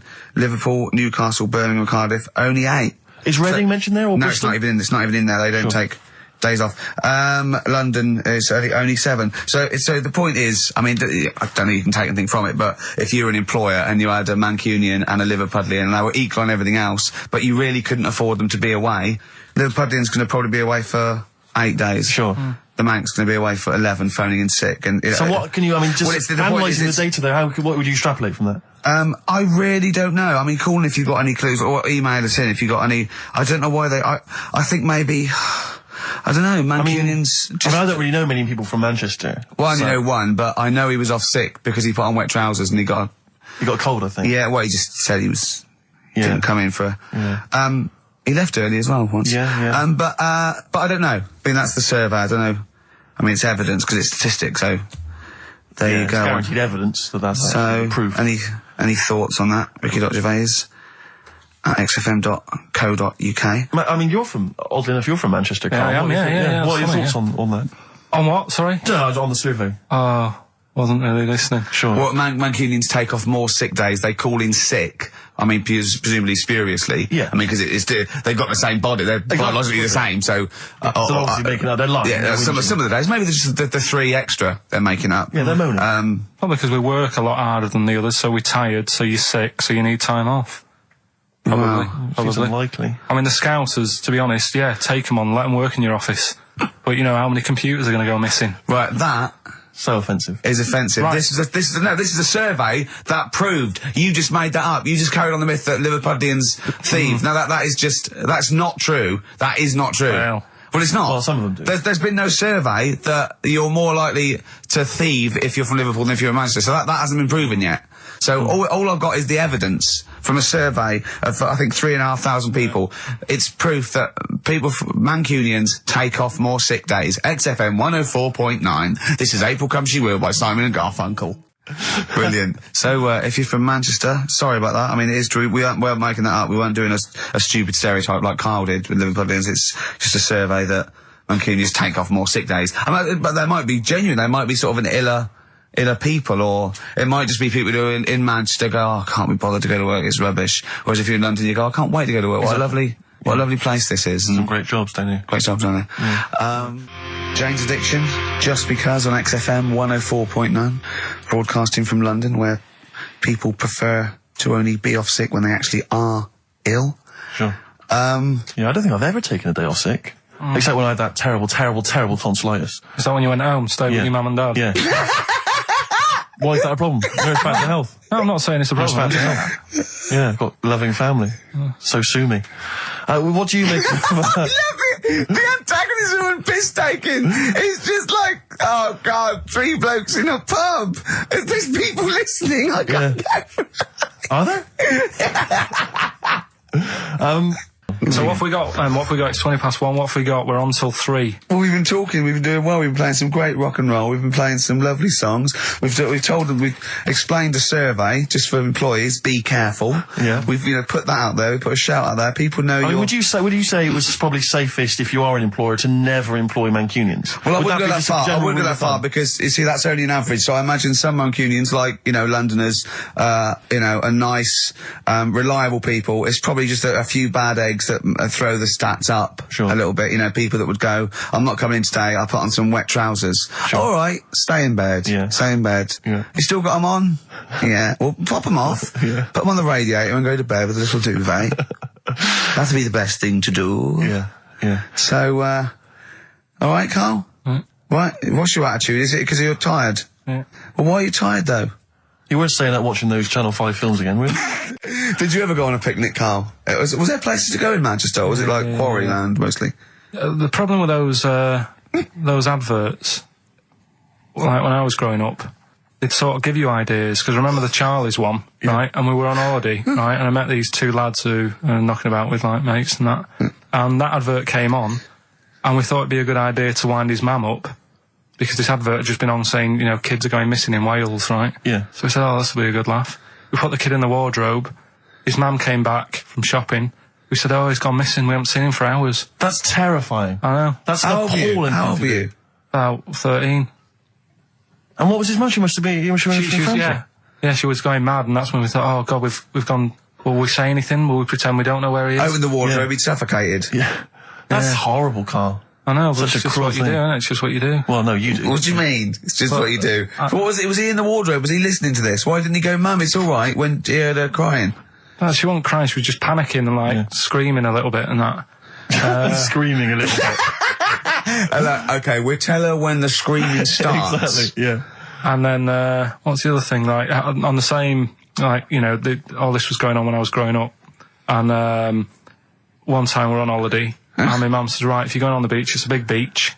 But, you know, if you're going to go out and play there, I need to know where you are. So where are these bells? Where this cowbell around your neck? She gave me a balloon. Good idea. A balloon, and it just, you know, sort of attached to my arm, so wherever I was playing in the sea and that, you can see the balloon and that. Brilliant. But then the problem was, everyone else thought that's a good idea. And it was just like loads of kids with balloons and that. Oh, I ruined it. So that didn't work. Yeah. Had to bin that idea. Yeah. This is what we were talking about, actually, weren't we? We were talking about the fact that you're quite proud of the fact that you've got no formal education, really, and yet you've pulled yourself up with the bootstraps. Yeah, well, I know people who've got results and that, and don't do anything. Sure. Do you know what I mean? They're on the street. So I've used all my energy as I've got older, rather than burning myself out as a kid. Right. Yeah. Do you know what I mean? Sure. So I don't know if that's advice. Should we advise that to young kids out there? Don't take exams, don't work at school, just, you know, move away from Manchester and get a job on XFM. They'll employ anyone. Yeah, you get an hour's lunch break, you're away by 5:45. You need no qualifications to work for XFM. Because you don't have to think for yourself, because your boss tells you what to do, you can have some time off to go shopping for hobs and shower units. He's alright, he's a good boss. Yeah, I know. He'll let me have next Saturday off. He knows how tired I am. How many Saturdays has he had off? He's going away again. I mean, he's had 2 holidays. He gets 26 holidays, 6 days a year. 26 days a year. It's unbelievable. He was sick because he put on wet trousers. Yeah. And now you're going down to Hastings. Are you leaving early? Because you left early last time, didn't you? No, I wouldn't do that again. Now, what are you going to Hastings for? Just having a break. What's the verve? A lucky man. That's for Carl, who is a lucky man. 2 hours every Saturday, yeah? Just a little bit of chat and laughter. Some great records. Alright? What are you going to Hastings for? Just to chill out? Yeah. What are you going to do? Just chill out. What specifically is in Hastings that's of interest to you? They having another battle? Nothing, it's just cheap, isn't it? You can get a B&B for about 40 quid. Sure. The weather's good, so... Well, let's all go. Why not? Yeah, why not? Do you want Ricky to come down with you? No. Right, okay. Anyway, Hastings answers soon. to Rockbusters. It's going to Hastings in 10 minutes, isn't you? Can't wait. He's looking forward to it. Lovely day. Lovely town. Nice little trip. Chill out, come back refreshed. Monday. Let's do some work. Ooh, you'll sleep tonight. What does the boss want me to do? He's done you there, Carl. I was letting it lie, and he comes back with that after we were getting on. All right. Off to Hastings. Off you See you go. later. Eminem, Business on XFM 104.9. Carl, can I ask, because after last week's show, when you had your breakdown, you went off to Hastings with your girlfriend, stroke carer, Suzanne. Now, what does she... Because whenever we meet Suzanne, we bumped into Suzanne recently at the BBC, Ricky and I. She's always very nice to us, very polite, we have a nice little chat. But I'm always wondering, what is it that she thinks of us, really? You know, because I'm assuming you immediately go home and whinge. No, but they tortured me. You saw they tortured me on air. Now, what does she make of us? Did she listen to the show last week? Yeah, she did, yeah. She knew I was annoyed. Right. So, she sort of gave me a look like... You know what I mean? Like that, when because we went to Hastings. That wasn't because you had, like, Marmite or something over your face. No, it was just like, that's good. That's Last week, after your nervous breakdown, you went to Hastings. Yeah. Can I ask, why the hell did you go to Hastings? It's so arbitrary. What do you mean? Why go to Hastings? You lost him on arbitrary. Why did you choose that above all other places within? It's amazing, isn't it? You look at his face when you say a word that you know, he doesn't understand, and it just goes dead. It's like when your computer freezes. Yeah, it is like that. Yeah. Is there an equivalent to Control Alt Delete when Karl just doesn't understand? So we have to press like knob, bollock, finger up arse. It takes him out of his sort of stupid, doesn't it? Now that's 3 things to press, but you've only got 2 hands, so. Wow. Yeah, I know. God, what would I do? I'd have, hold on, so I could have the thumb of my right hand, pop that up his arse. I'd have probably my index finger of my left hand on his knob. How would I press his testicles? What would I use? I'd have to use some other part. Shall we try it? Yeah, let's go around there. Let's head out. Look, come on. What? Sit I just think it's time to have a little kiss. Sit down. No, you've done so well. I've already had a little... What happened, Karl? He loves it. I'm just going to give you a little kiss. Just for the webcam. Right, hurry up then. All right, on the lips. No. Oh, come on. Oh, God.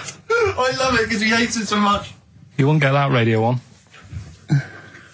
But maybe I could have kissed Chris Moyles. What? I could have kissed Chris Moyles on Radio 1. Milesy. Give Milesy a little kiss for all his good work. Do you enjoy that? Yeah, it's good, yeah. What happened to Chris Moyles' show? Is he not on anymore? On the TV? Yeah. No. Turns out he was too fat and talentless.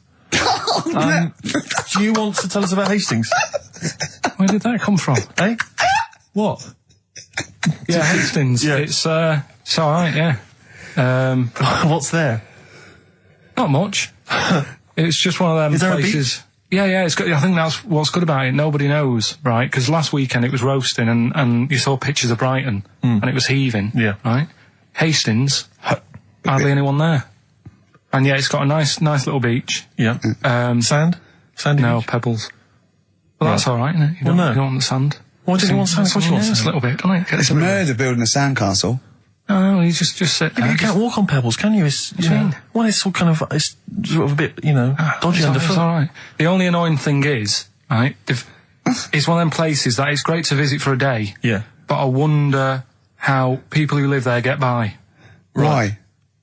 Because all the shops are like them things that you go in and it's like a little pebble with a pebble stuck on the top and it says Hastings on it. Yeah. So every shop does that. If you want bread and milk, You're done for. it's murder. Yeah. There must be a supermarket. I didn't see any. Seriously, it's all novelty things like that. Yeah. And then when I got back into London... Their houses. Yeah. Just covered in pebbles and like seashells and stuff. Oh, not rock for tea again. But the funny thing is, right, it's the first time I sort of noticed somewhere like that when you go, what do you do if you just want some Brillo pads or whatever? With the slang thing, did I tell you I was trying to read that book about the governor?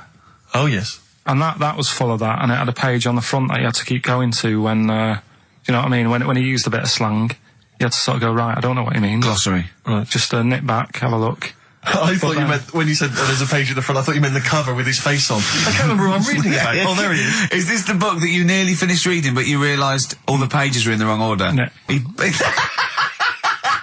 bought a cheap book, right, at a second shop, started reading it, loving it, then he started reading about this bloke, and he went from jail to school, and then he looked at the page numbers, and they were all out of order. How annoying is that? You never read books, do you? I never read one, right? And Suzanne, it was a weekend when we were going to Hastings because you two had done me head in, right? She said, I want to take you away so you relax and what have you. So, ended up not relaxing because it was like putting the jigsaw together. I'd started reading it on the train, thinking, loving this. It's a really interesting story about this fella who, didn't have a great life as a kid, starts getting into a bit of crime, what have you, turns out to be the governor.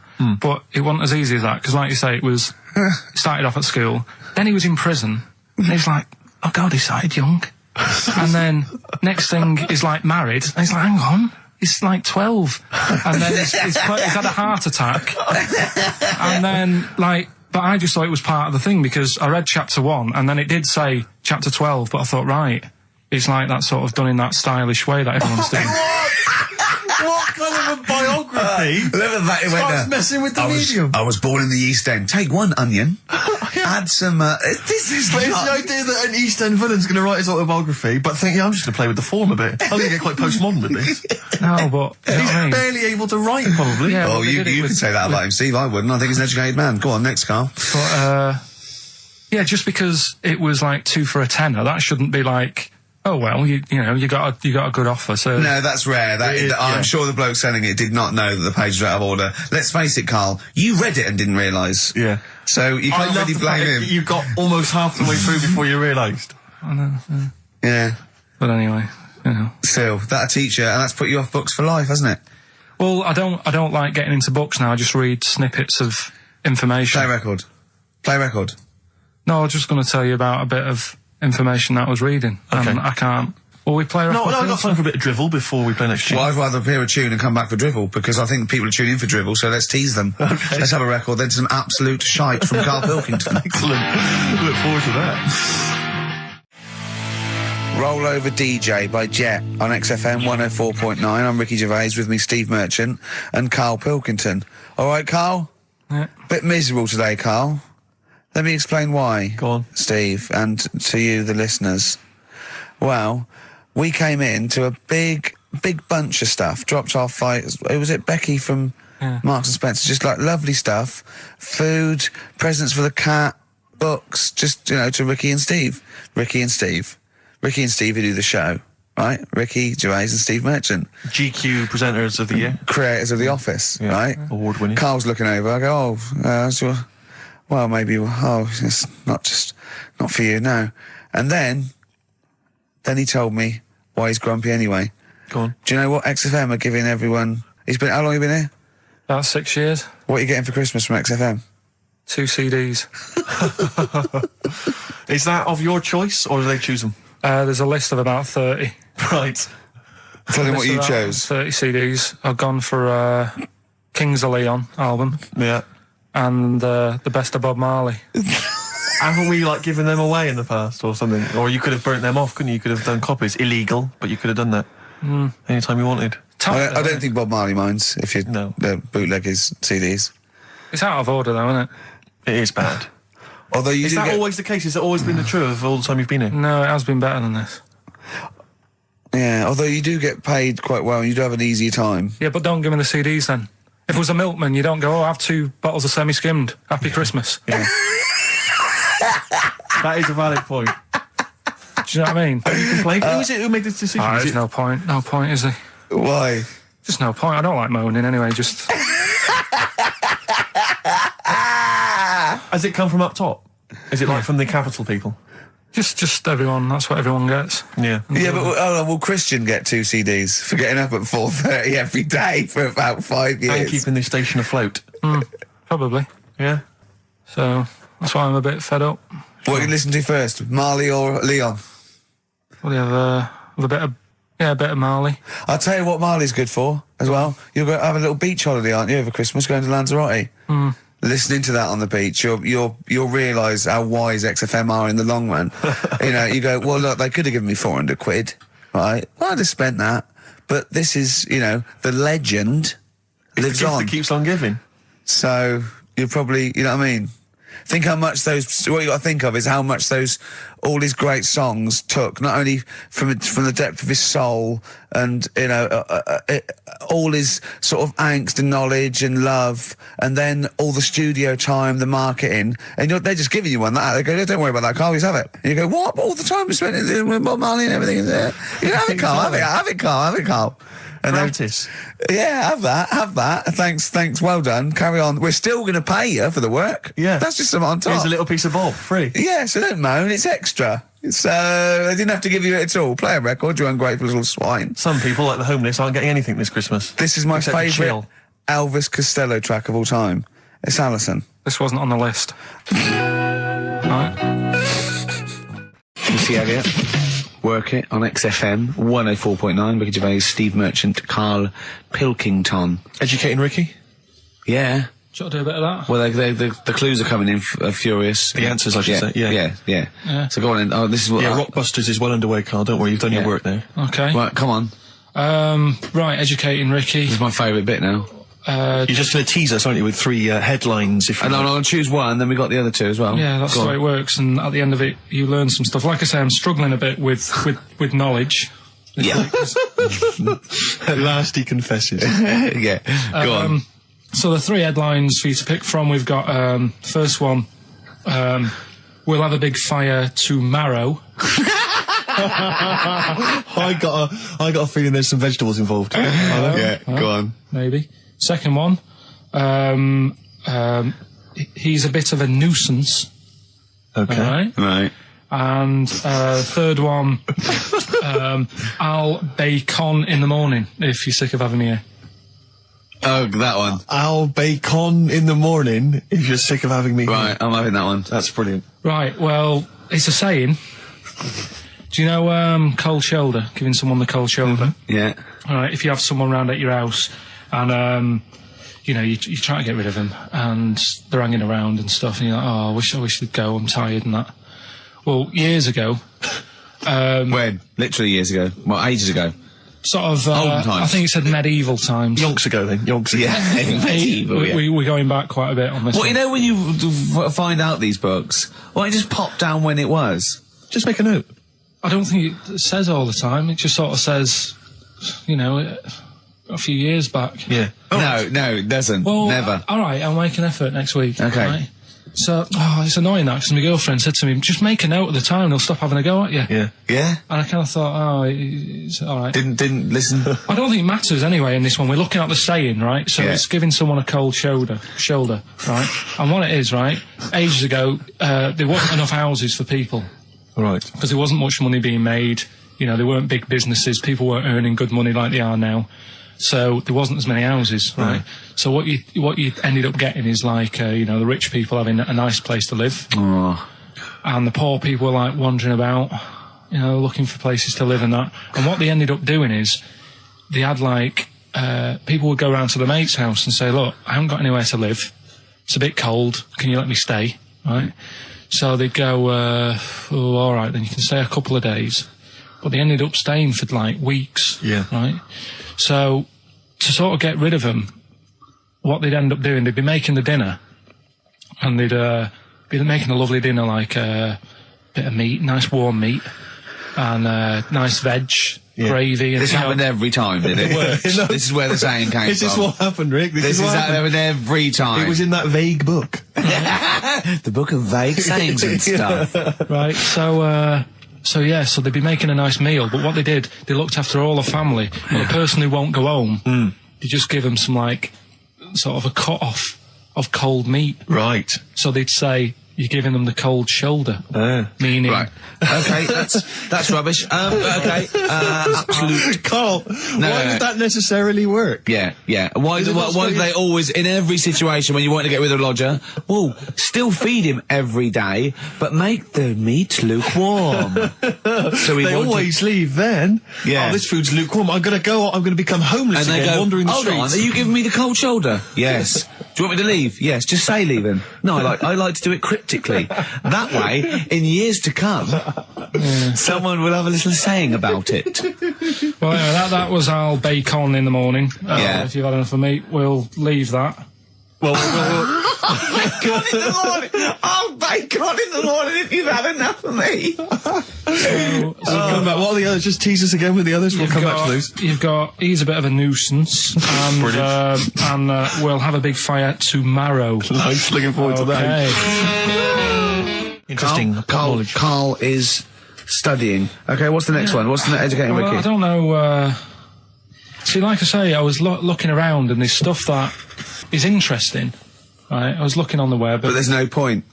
Well, it's just that I found one about... What's the point? About a lad who, 8 years old, but he's still breastfed. Now, I don't know if you can get anything out of that. Is that what his mum said?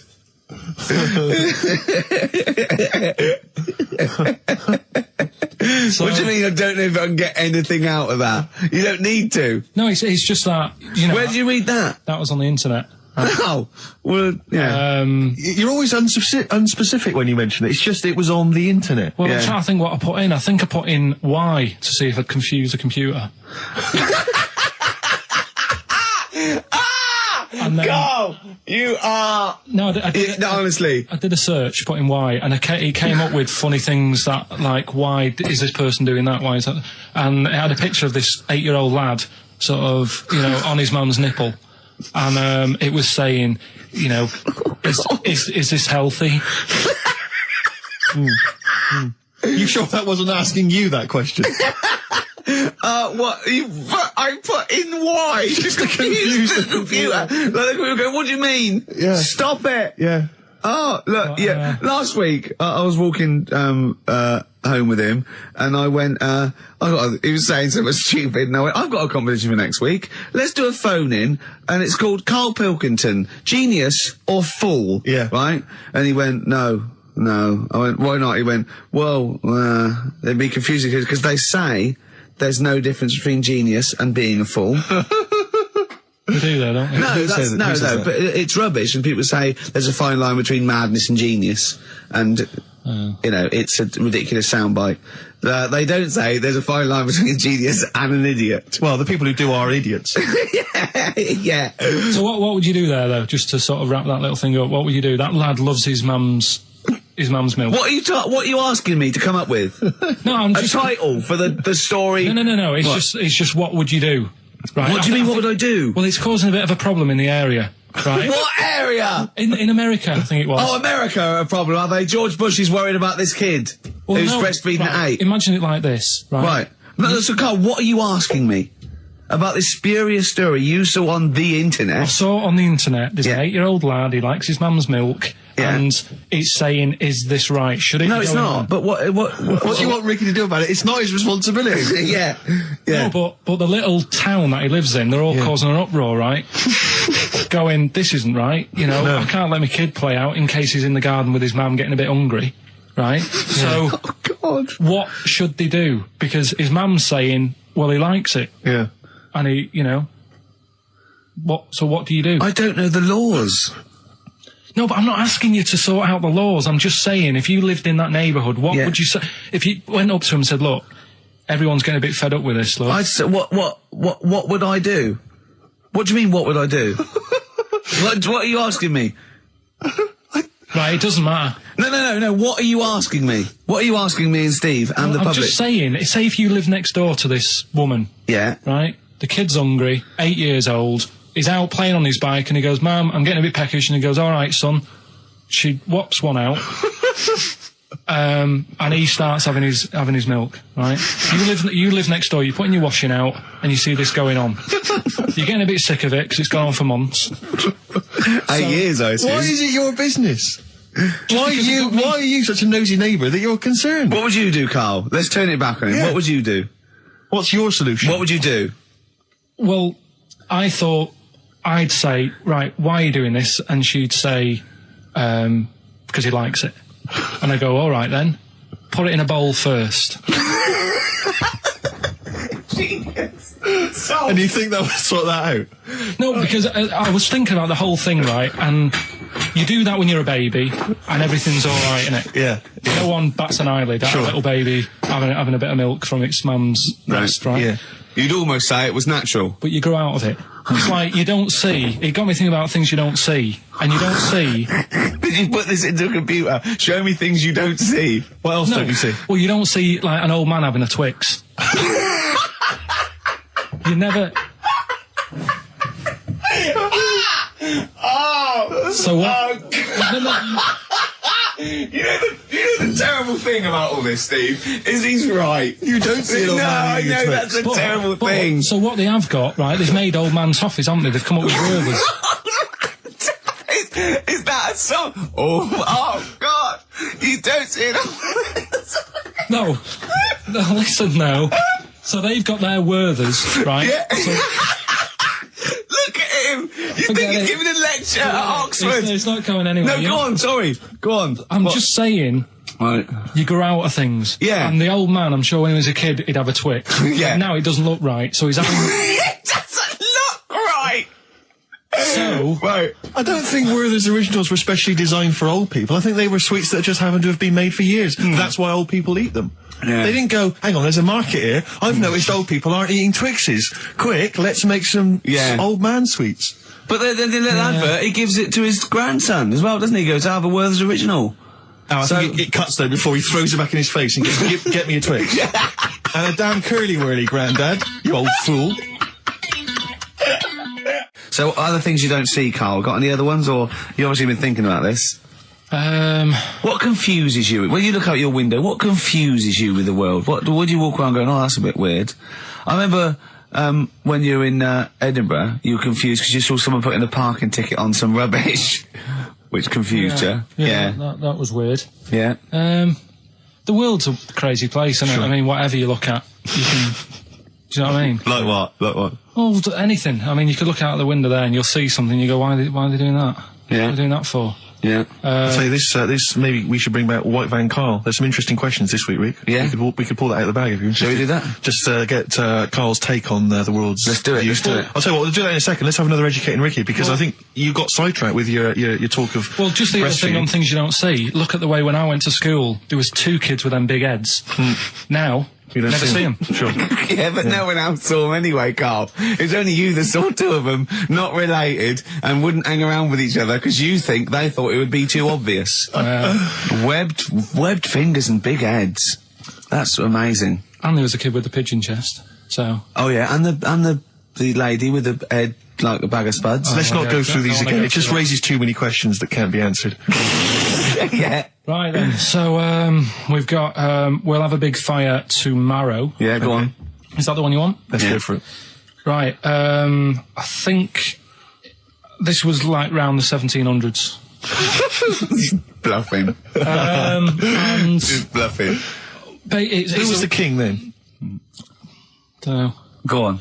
But it's about the word bonfire, right? Bonfire. Yeah. Do you know where it comes from? No, go on. No. Right, what happened is it's got nothing to do with Guy Fawkes and that, which is what I thought when I saw it. It's got nothing to do with that. But ages ago, at 1700s, they didn't have enough houses, like I mentioned. Okay. Yeah. So if that happens, you get people living on the streets. You get diseases, people aren't cleaning properly. So you get more deaths. All right? Yeah. So think about it. You've got all these dead bodies lying around. They're running out of space because there's like, I don't know why they're running out of space, but they haven't got much. I don't know why really. I was going to say they should have just buried them, but there's probably more land back then than now.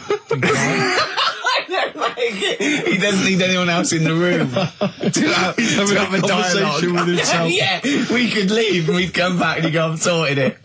Yeah. But anyway, for some reason, they presumably, if it's going to be they burnt them, it's presumably to do that it also kills the parasite or whatever's carrying the parasite on them, as opposed to burying them and not killing the disease. Well, yeah. So there you go, you've worked it out. They piled them up and they turned it into a celebration because there was a lot of fed up people at that time.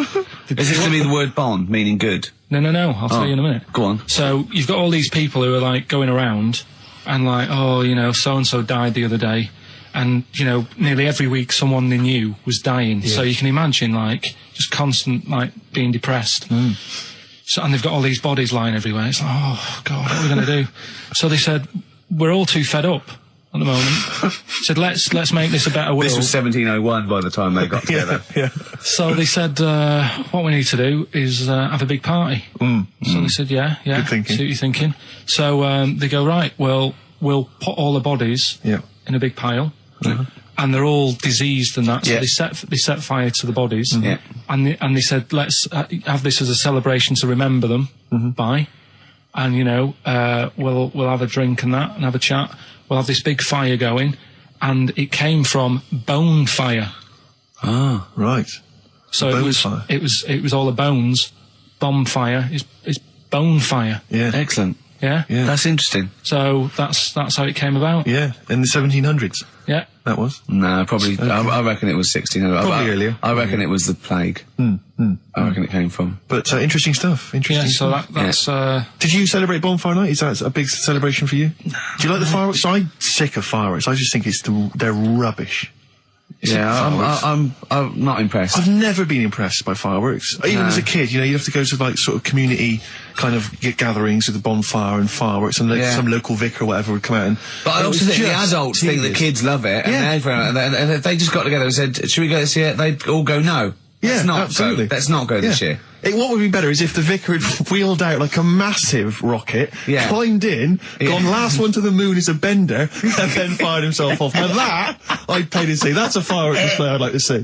As it is, it's just rubbish. Oh dear. Yeah. That's excellent. Cole? Yeah, I'm not keen. No. Sorry, what clue was that? We'll have a big fire tomorrow. Bone marrow. Bone marrow. Genius. Let's play the record. Oh, God! Featuring Van Morrison on vocals, that's Them, and Gloria. Yeah. From the 60s. In fact.